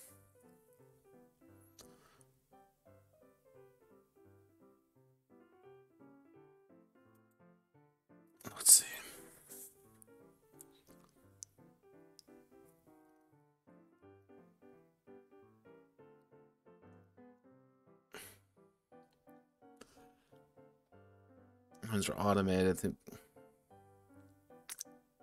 Mods are not excessive. I can plain. Low ball, slow growth in my experience. Playing Shadowrun of 2 different scales. Lots of cyberware, big guns, tons of excitement. 120 per player. One big purchase, so a little one, gang level, gritty. Yeah, 3 to 5, okay. So what we want to do is a milk run. We're roughly going to be looking at about 2,000. We're looking at about 2,500. 2,500 dicks. Payments primarily going to be in dicks. And variation of, it's going to be 10% to 10. It's going to be about variation of 10% either direction. So roughly speaking, you're going to be about 25 minus 250. Like, you're not really going to make too much. Like, you're going to be like, roughly speaking, it's not going to be much per, like, actually payment dicks per pilot. Per pilot.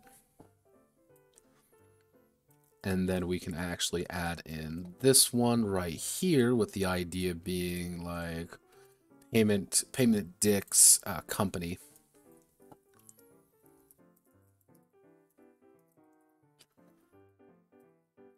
Like, these are just going to be rough ones. So like per pilot, you're going to be ended up with like maybe like a thousand with like. And you're going to end up with about 1,000, with about 500 to the actual company. Like, this isn't really anything. Like, you can buy some stuff. Actually, no, you can even go lower. Okay, let's go even lower. There we go. Like, you buy, like, a enhancement with this. Like, it's not going to be, like, that much. So, actually, if we use this scale, roughly speaking, then we do 15%, 20%, 30%, 40%, 40%, 50%. Like, things can get pretty wild. We can do simple, average, hard, difficult,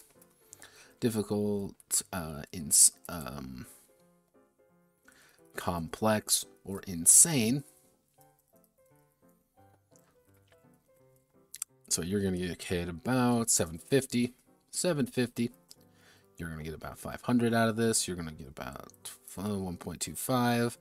You're going to get about you're going to get about 500. You're going to get about 750 out of this.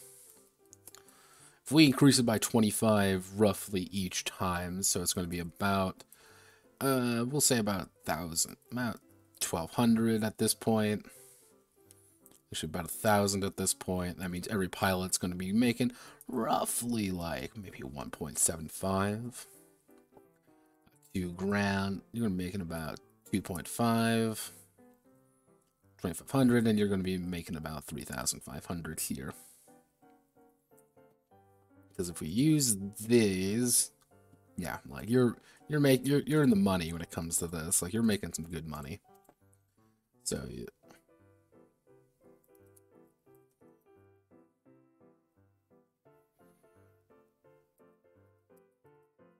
This may not seem like a lot, but you don't really need to spend that much. And this is kind of like a rough estimate.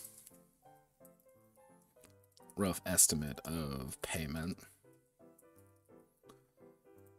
Like, it's kind of hard to say because, like, certain companies are just going to pay you more, and some are going to pay you a lot less because guess what? People sometimes don't want to fucking pay you, or they want to do things on the DL. Like, roughly speaking. Okay.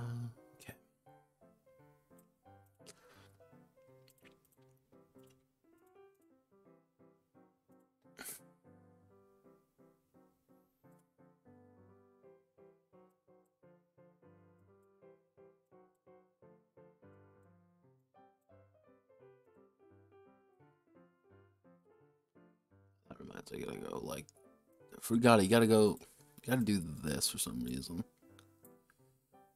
Because if you don't do this, if we don't go to Brawler, where's Brawler? Brawler, where'd you go? There we go.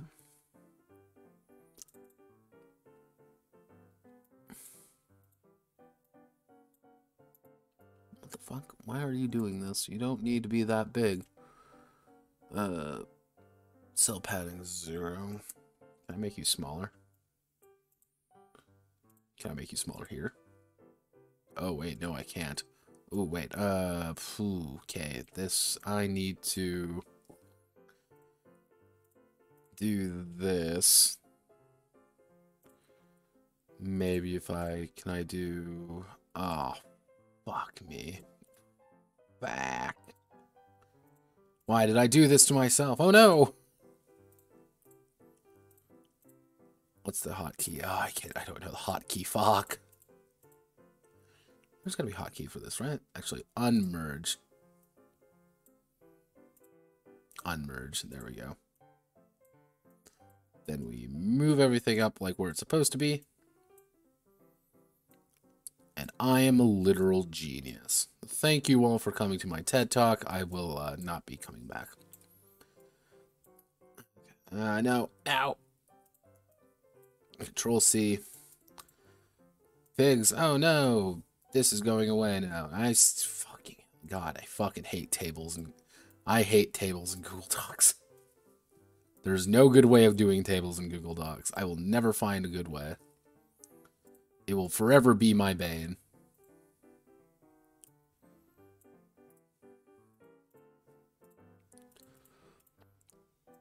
And you'd think after like all this time, Google would find like here's a way to not have really shitty tables. Like no, not. Defend or react to the situation at hand. So, but let's say simply a one-off. Let's see. I'm gonna have to put a side note at the end here, being like, financially speaking, kind of play to what your players are looking at.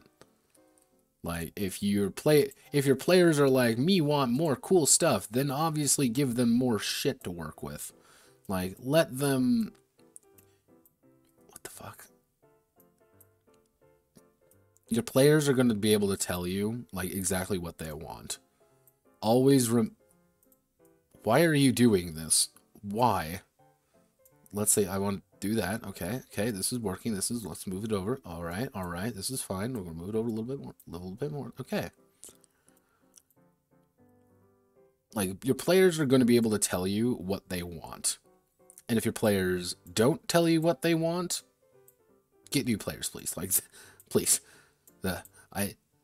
I love my guys to death. I love all of them to death, but sometimes they can be very quiet about things, and when they are very quiet about things is when things get really weird, because it's like, give me an idea what you want. Give me an idea of,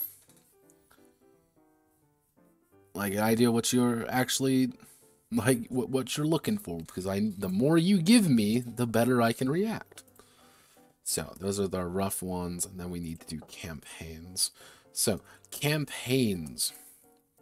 A campaign, actually, financially speaking,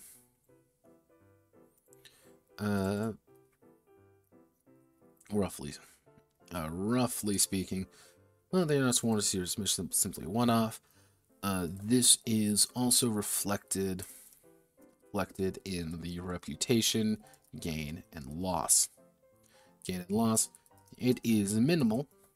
It is minimal, but adds up. You do a mission when you are kind of trying to save a little bit of time, or you don't really have anything planned. Let's like roll up a mission. Cool, let's do a defense run, and it's this, and here's some money. Get some money out of it. So, campaign is a contract signed by the free company with the intent to dedicate their pilots to a series of missions for a particular faction.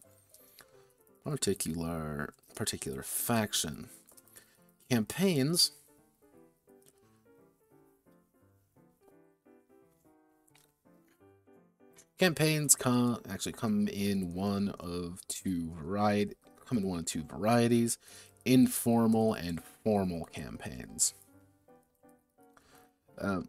We'll start with formal campaigns. are when a faction is when a faction are when is when we should do is when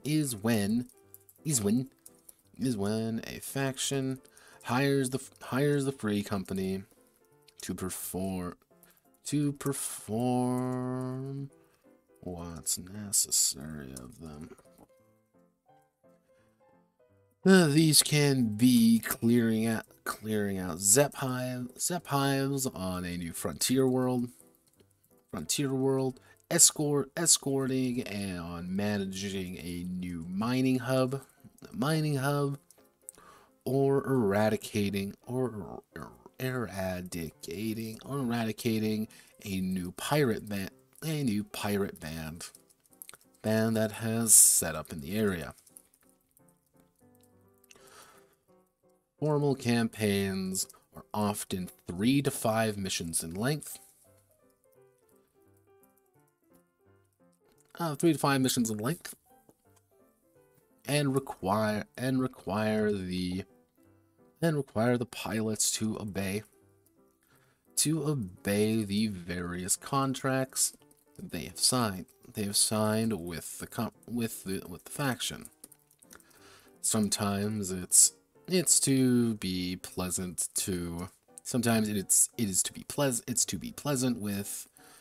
with the miners, with the civilian population.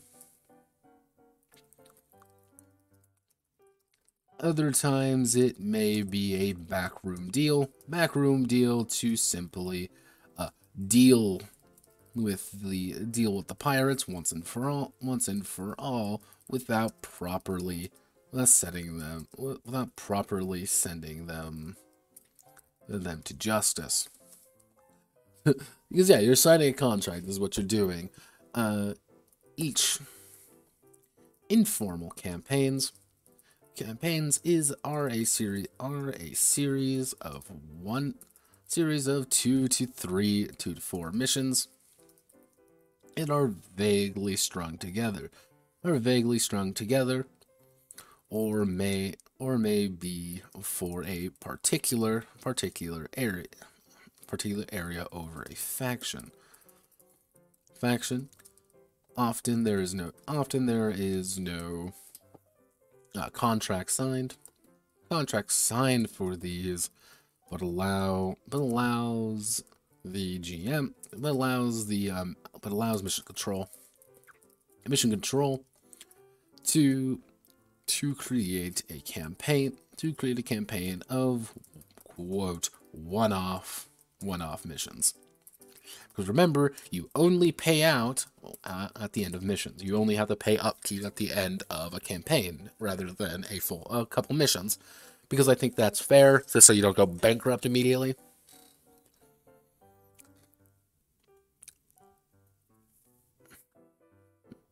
But allows mission control to create a campaign of one-off missions. At the end of a campaign, if everything is successful, the free company is rewarded for their efforts, and the reputation increases. However, a free company can always bail on a contract, meaning they pay the fee to break it legally, or illegally break it for free. Nobody likes breaking contracts. Nobody likes breaking contracts on the frontier.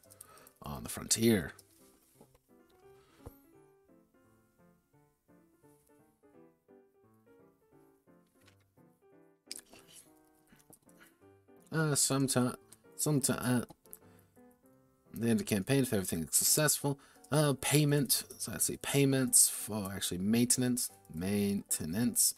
for the ship and the crew. The crew is registered at this time. Registered at the end of a campaign. as campaign and paid out until the next one.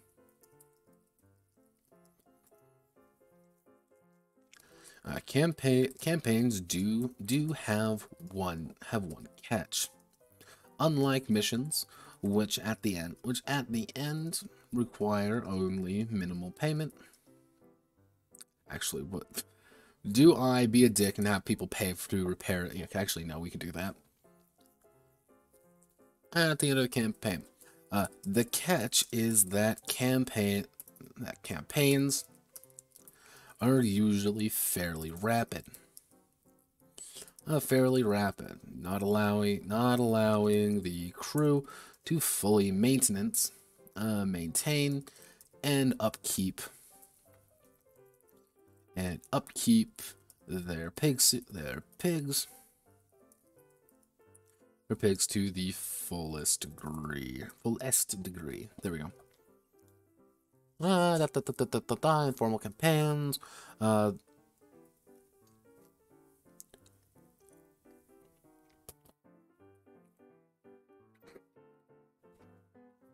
The crew to fully maintain and upkeep their pigs to the fullest degree. Between missions, the pilots can shoot. Actually, between missions in a campaign, in a formal campaign, I should say. Between missions in a formal campaign, the pilots may choose to rearm, reloading all kinetic weapons. Or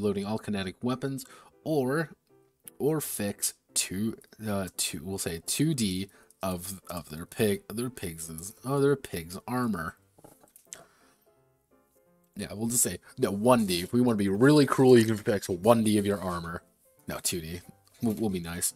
Or fix 2D of their pig's armor. Actually, no, we'll do 1D. We'll do 1D, or fix 1D of their... Actually, no. Between missions in a formal campaign, the pilots can only rearm their pigs, restoring all ammo to their kinetic weapons.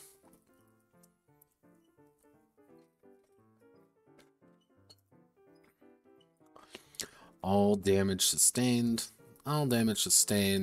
is carries over from mission to mission in a campaign.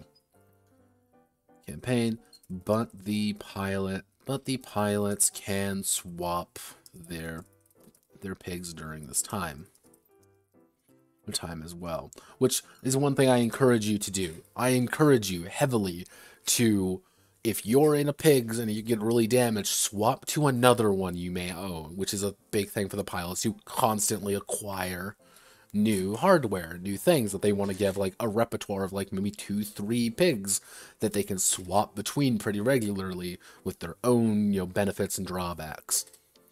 But the pilots can swap their pigs during this time as well.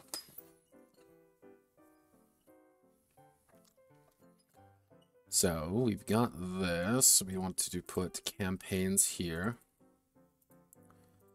Heading to break contracts. Don't break contracts, kids.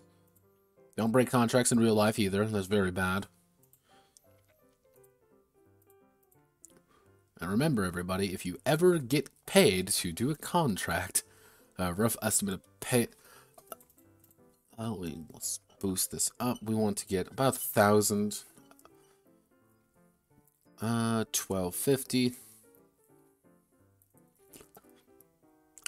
This would be about 750. This would be about 2,000. 2,000 for a good average one. 2,500. This would be 3,500 for a solid 4,000 per. And which the idea of the company is that they're going to not get paid as much, but they don't need as much. They're gonna get paid about half as much as the pilots. But also remember, if your company goes under, you don't get anything.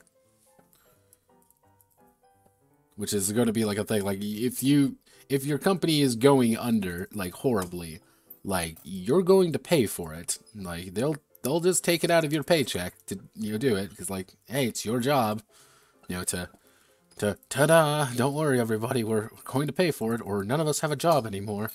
With variations being about that. Actually, I could probably bump up the variations by 5%, with the idea being like, these are a little bit more volatile because campaigns are a lot larger.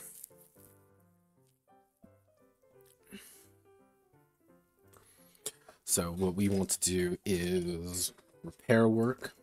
So repair, replenishment, repair and replenishment.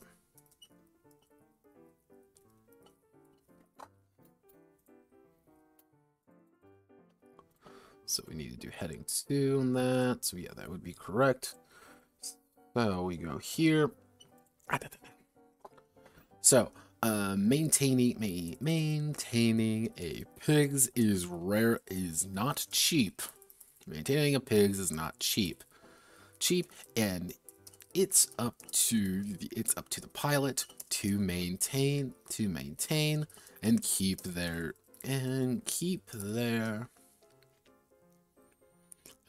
pigs in working order. At the end of every mission, or at the end of a campaign, the pilot may choose to begin maintenance on their pigs. Each armor lost costs 2 dicks to repair. Costs 2 dicks to repair. You want to do a comma, so each armor loss counts as 2 dicks to repair. Any weapon discarded costs the full price to buy back. And any major damage to the pigs has the pigs cost divided by 4, as divided by 2 to repair it fully, restoring all armor with it. So you don't have to buy back a part and then immediately, like, if you get your arm gets severed off in like an event, you can just buy it back. Like it's going to cost whatever the pig's value is divided by 2. So you're paying half your pig's value to reinvest in it. But it's like, I want to get my arm back, obviously, because it's very valuable. And you're buying parts. And you also get all the armor with it. So for any weapon discarded, full price to buy it back, and major damage to the pigs. So the pigs cost to repair it fully. I.e. limb loss. I should put that. I.e. critical system loss, or limb loss. Or limb loss to the pigs. Has pigs hop.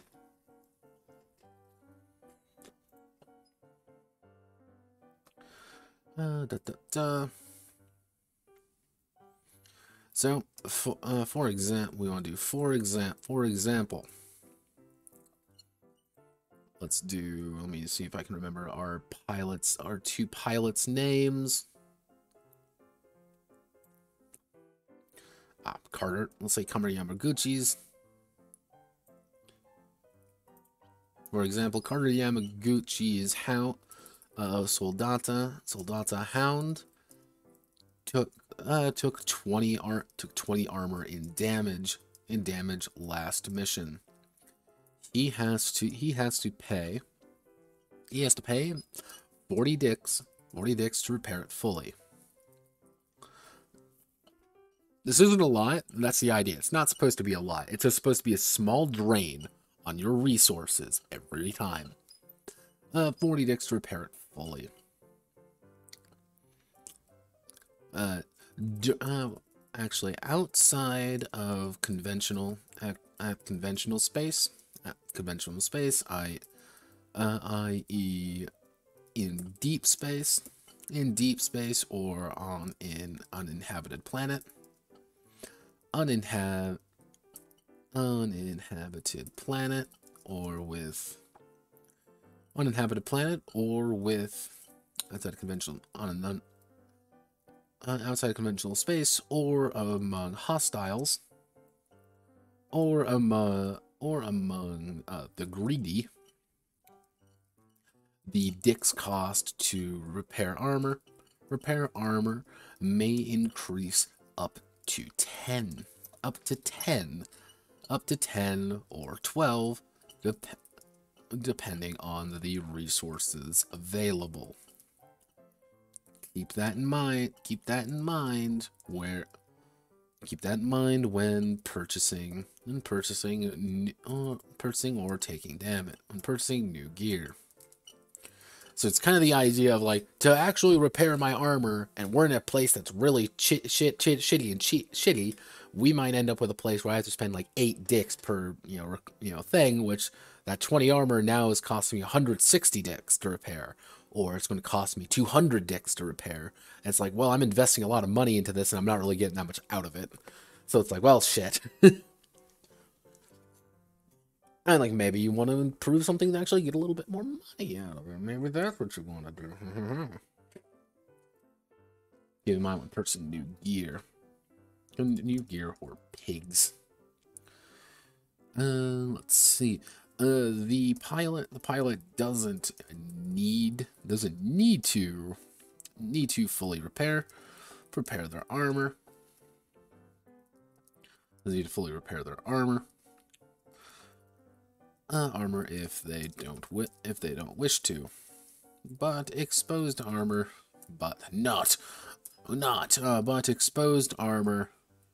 is often a poor show to the more wealthy, and a chewy bit for the zap.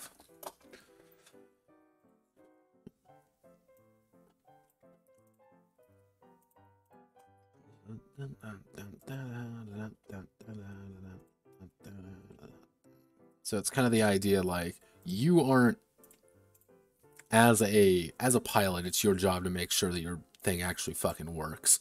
It's not the business's fault. Like, it's like, yeah, you want to go in there with a subpar thing? Yeah, I'm not going to stop you. So what we need to do now is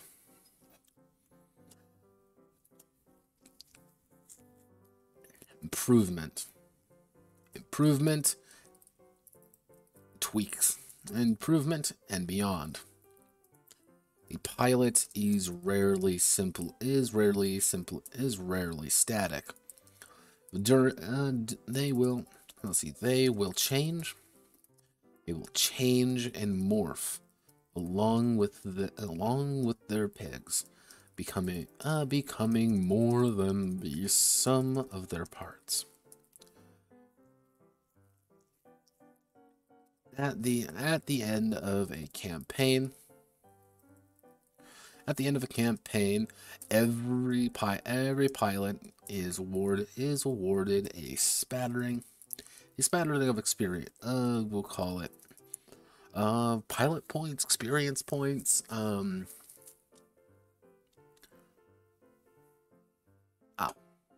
A spattering of veterancy. Points, VPs. Is awarded a spattering of veterancy points to reflect their skills and time during the campaign.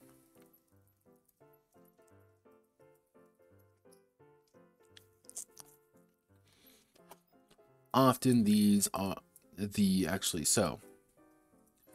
base amount for completing a full campaign is 10 VPs. Though completing side objectives,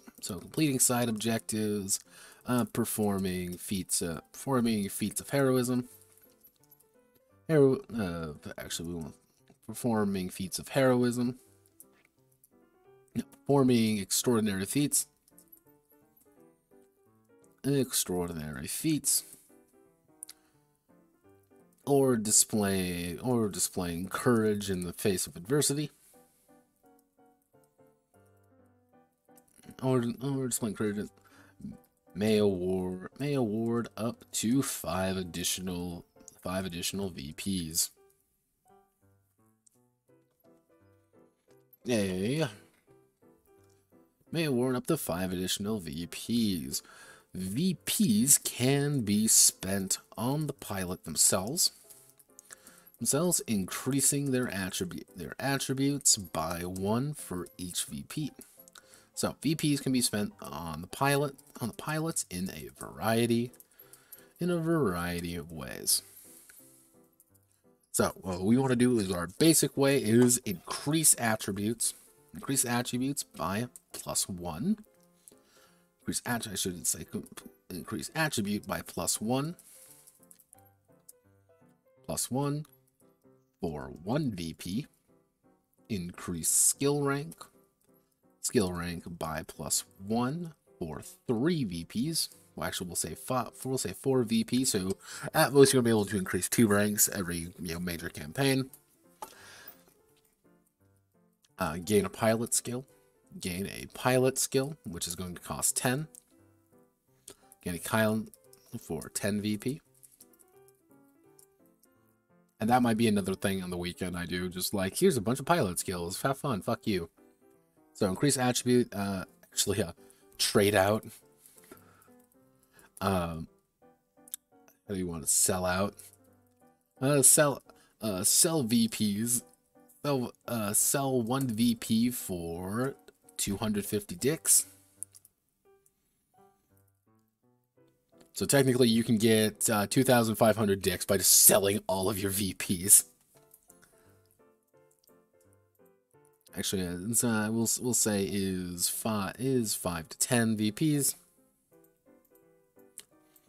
Yeah, so you can get a few VPs and a few dollars just out of just buying and selling. So pilots may also purchase and edit their pigs during any downtime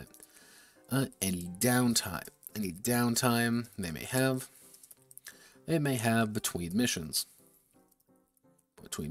and in a location they can buy them. Let's see, so location they can buy them.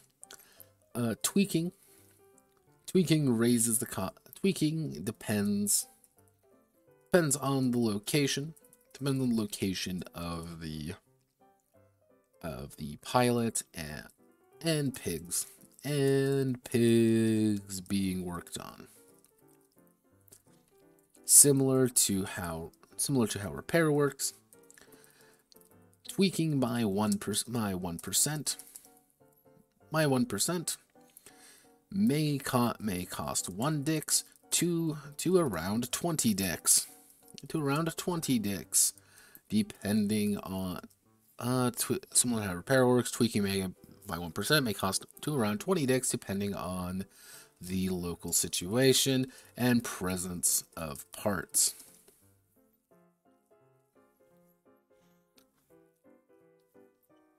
Actually, we should say is pilots with mechanics.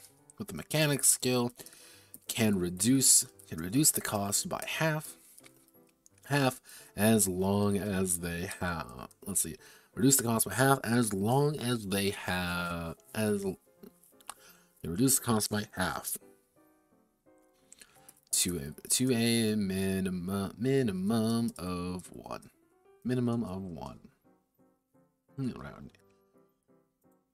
Rounding down. So the idea is like you're always going to be able to have like something. If you're a mechanic, you can actually tweak pretty. If you have a mechanic, you can tweak pretty easily. That's why mechanics are important. So we're going to put you as 2. So completing that extraordinary feats, increase that. We want to control C. That does sell 1 VP. So you're going to do get pilot skill. Okay, pilot's mail. So edit. Cool. So, all right. So for right now, I think we're pretty Gucci. Like we're pretty good with how pigs is supposed to look for right now, because that's pretty much all like I had for campaigns and missions. Like I didn't really want to put too much in there because it's like, this is still your fucking game, it's your fucking problem. But now I just need to do equipment. That's going to be the big thing. Again, I might do it this weekend, I might not. Kind of depends on what I'm feeling doing. One thing to do is during probably pilot creation, I'm going to put a note here for myself, like pilot skills here. Like I've been trying to figure out like a good place to put pilot skills. I might put it like right after skills here. But pretty much pilot tricks are things that allow you to do things that aren't necessarily simple. And I wanted to get things like combat done before I even attempted that, because that's what they're going to be about. It's going to be like, hey, I can walk backwards, or I can do, like, for a rotate action, I can do 90 degrees, or I can do 180. I can just do a 180 real quick. That's a pilot trick. That's something that you've learned to do. Or like, hey, I've learned to boost dash that allows me to, you know, turn on and off derby mode really fast to allow me to get a little extra speed. It's things like that. I don't know where to put those. That's why that's not the case. So as of right this moment, as of like this second, at 41 pages and 10,700 words, we're doing pretty damn good when it comes to pigs. Like pigs has been pretty interesting so far. Like, yeah, I might stream the rest of it. I might not. So I'm going to call this as kind of like the formal ending to pigs. The formal. There might be Pigs 5, but that'll be like on the weekend, because it'll just be like me poking at equipment. But like, I think pigs went relatively well for what I set out to do with it. I set out to make a game about power armor and moving around fighting hordes. And relatively speaking, I think the horde mechanic works. I think it needs a lot more. It's one of those things where it's like you can do a lot of stuff with it, but it really depends on you, the GM. Detox then. To a point, I don't know when the detox for this would be. It kind of depends on this Friday. Actually, it'd be this Saturday if I might do again a pigs number 5 for this Saturday, depending on if I want to do equipment on stream or not. Kind of depends on how I'm feeling that Saturday, because Saturday we're doing a curious case, which is going to kill me emotionally, because that's going to be a really weird one. But overall, I think like things went pretty damn well. If infinite time, infinite effort, infinite resources, I would probably add in a 3rd alien species, because you have humans, you have Zep. Those are the big things, and kind of the game is built around fighting pilots and fighting a Zep. That's what the game currently is. I would add in a 3rd faction, and for a while there was a 3rd faction, but I was like, well, that's kind of deviating from the main course, so I kind of poo-pooed that to the fucking Shadow Realm. And though if I were to, I think I would add a 3rd one now, but I don't know how I would want to do that, because they would effectively be the Protoss faction to the Zerg, Zep, and the Terran Colonials. That's who they would be. They would be the Protoss. But I don't know how I would want to do them, because they wouldn't necessarily just be the Protoss. Because, like, the Zep are already kind of their own thing, because I made them a little bit different from how the Zerg work. The Zerg are like, oh, we're a hive mind and we want to eat everyone. Like, no, Zep are animals. Like, they are clearly animals. That's like one of the big things I wanted to do with them, is get across, like, these are just weird creatures that we've disrupted their natural habitat, and they're pissed now. Like, I can see Like, the thing is, like, I can clearly see how I would want to do them, but just doing it is the weird part, and I don't quite know where to put them. It's one of those things, like, I can see what they would be like, I can't see how to do them. So that's kind of a time thing. I think that would be, it'd be that, and I think I would probably do a little bit more, like, if I had, like, if I knew what I was doing a little bit more, I think I would do a little bit more when it comes to combat. But I think, like, the problem with that, like, the big issue when it comes to, like, I want to do more combat stuff. Like, the system is, like, to a point where it's, like, really refined down. Like, here are the bare fucking essentials. This is what you need. And I think, like, adding a bunch of equipment, like adding a dozen new pigs, adding like a bunch of new weapons, and a bunch of equipment, adding a bunch of stuff to it is going to bulk that up and make that feel a lot better. But it's just the idea of, I need to get that section done. But, like, its core mechanics, I think, works pretty well. Will I use D100 again? This particular system? I don't know. I really don't. Because part of me likes it. Like, part of me likes the elegance and the quickness and the simplicity of it all. Another part of me wants something a little bit meatier for it. And I might use it as, like, a prelim. As, like, how would I expand upon this system? Because at the end of the day, this is pretty much a DWD Studios D100 system. With the weird gimmick of the wild die. And I don't really use the wild die at all throughout this game. I might do something else with that, but I really don't know what to use it for. I'm like, I want to do something a little bit unique, so I added in that system, and it just doesn't really do much. So that's kind of its own, like, I don't know how I want to do that. But, ugh. I think that's one of the issues with this game in general, is, like, there's a lot of if and or but maybe situations. Like, this will come up if this occurs. This may come up if this occurs. This may come up, but maybe it won't. It's hard to account for that. Like, this is a very high concept. I can account for a million different things, but I can never account for everything. So yeah, that's pigs. I'm feeling pretty good about it. Feeling pretty confident. That's all you can really ask for with games like these. So. Let's see if things Notepad Anon wants to do. Where are we, roughly speaking, though? Like, roughly speaking, where are we? Good news is, with pigs relatively done, I'm going to put that as bold and do that just to kind of symbolize it's done, but also not done at the same time. Our next big game that we're going to be worrying about is going to be the Necromancer's Guide to Dolls. Why? Because democracy occurred, everybody, and we don't like democracy sometimes. But yeah, so I'm going to be actually, like, going over a full section of this fucking game, and it's going to be entirely... Actually, I got... Someone said it wasn't on my side, so I need to double check that. It's going to be interesting, because like, Wednesday is going to be probably the let's get everything sorted out. It's going to be Necromancer's Guide to Dolls, Saint War Snakeskin, Kwangja. Friday officially is going to be the Necromancer's Guide, the Dolls prelim, just to kind of give us a grand idea of what we want to do.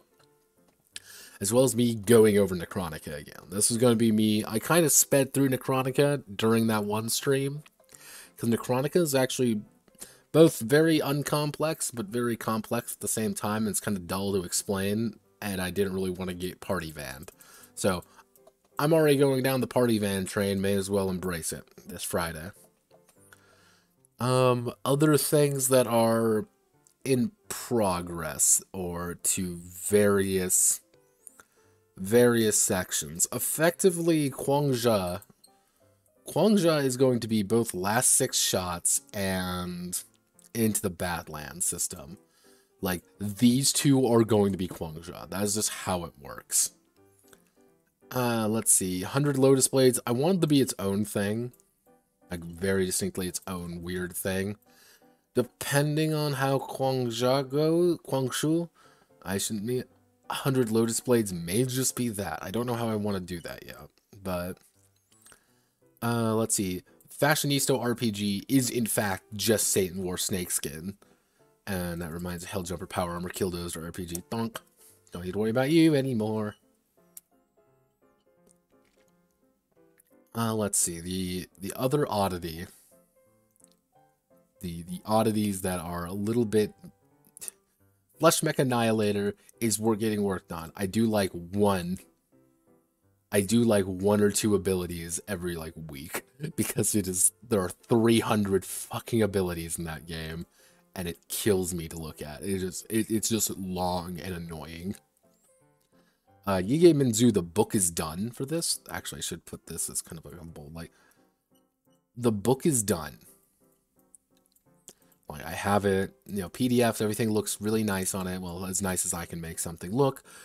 It's just the idea of porting everything over and testing it at this point. That's really it. Let's see. Yeah, that's pretty much it. It's not exactly the most complex series of things to do. Feels good. What other things are there that... Oh, yes. Before I forget, I went over this last Saturday. I said I was doing it this last Saturday. Where are you? Iron Caskets. So, this is... I worked on High Fleet a little bit more. The High Fleet game. And I got effectively down to here. So, as of right this moment, you can actually make your very own ship. You can make your own ship. I'm going to have to work on a few more assault guns to make that work. And self-propelled weapon systems, like all of this has to go away. Because they're weird and they don't work the way I want them to, so I'm going to have to like rewrite this entire section. But like most other things are pretty easy to handle. And that's a good thing. I like it when things are very easy to handle and I no longer have to worry about my problems. I would say the complicated part, the part that's going to get a little bit weird, is when we get down to both here, the infantry squads, as well as the battlefield, because obviously battlefield is a lot different because you're in the sky. So I'm going to have to cut out a lot of this. But most everything should remain relatively the same. I'm feeling pretty good about that. So, thank you all for watching. My name is Notepad Anon. Hope you all have a wonderful rest of your day. And I will see you all on Wednesday for the kind of the not a grand look through, but kind of like a here's the update, here's what we're going to be doing. Doubling that down to Tuesday, tomorrow, is going to be my goal of getting a bunch of detoxes done. So keep an eye on the channel, on the YouTube channel for the detoxes. It's probably, what detoxes do I have? Do I have lined up here? Let me just go here. Probably it's going to be, wait a second, I know. It's probably going to be, I think I have Gai done. It's going to be Gai and probably Ojisan Demon Slayer Corporation. And probably, like, I might actually do two, because I'm, like, that backed up on them. Like, I think it's like, I am that backed up on a few of these that I'm like, I'm just going to have to rip through a few of them. So, keep that in mind. Keep an eye out. You'll know how it goes. I know this Thursday, what I might be doing is I might be going back to my old schedule of detox, real video, detox, real video, detox, real video. I might do that. I might not. I might do 2 detoxes this week, then go back to it. That's kind of a up in the air. So, thank you all. Godspeed, good luck. I hope to see you all on Wednesday. So, I am away. Goodbye.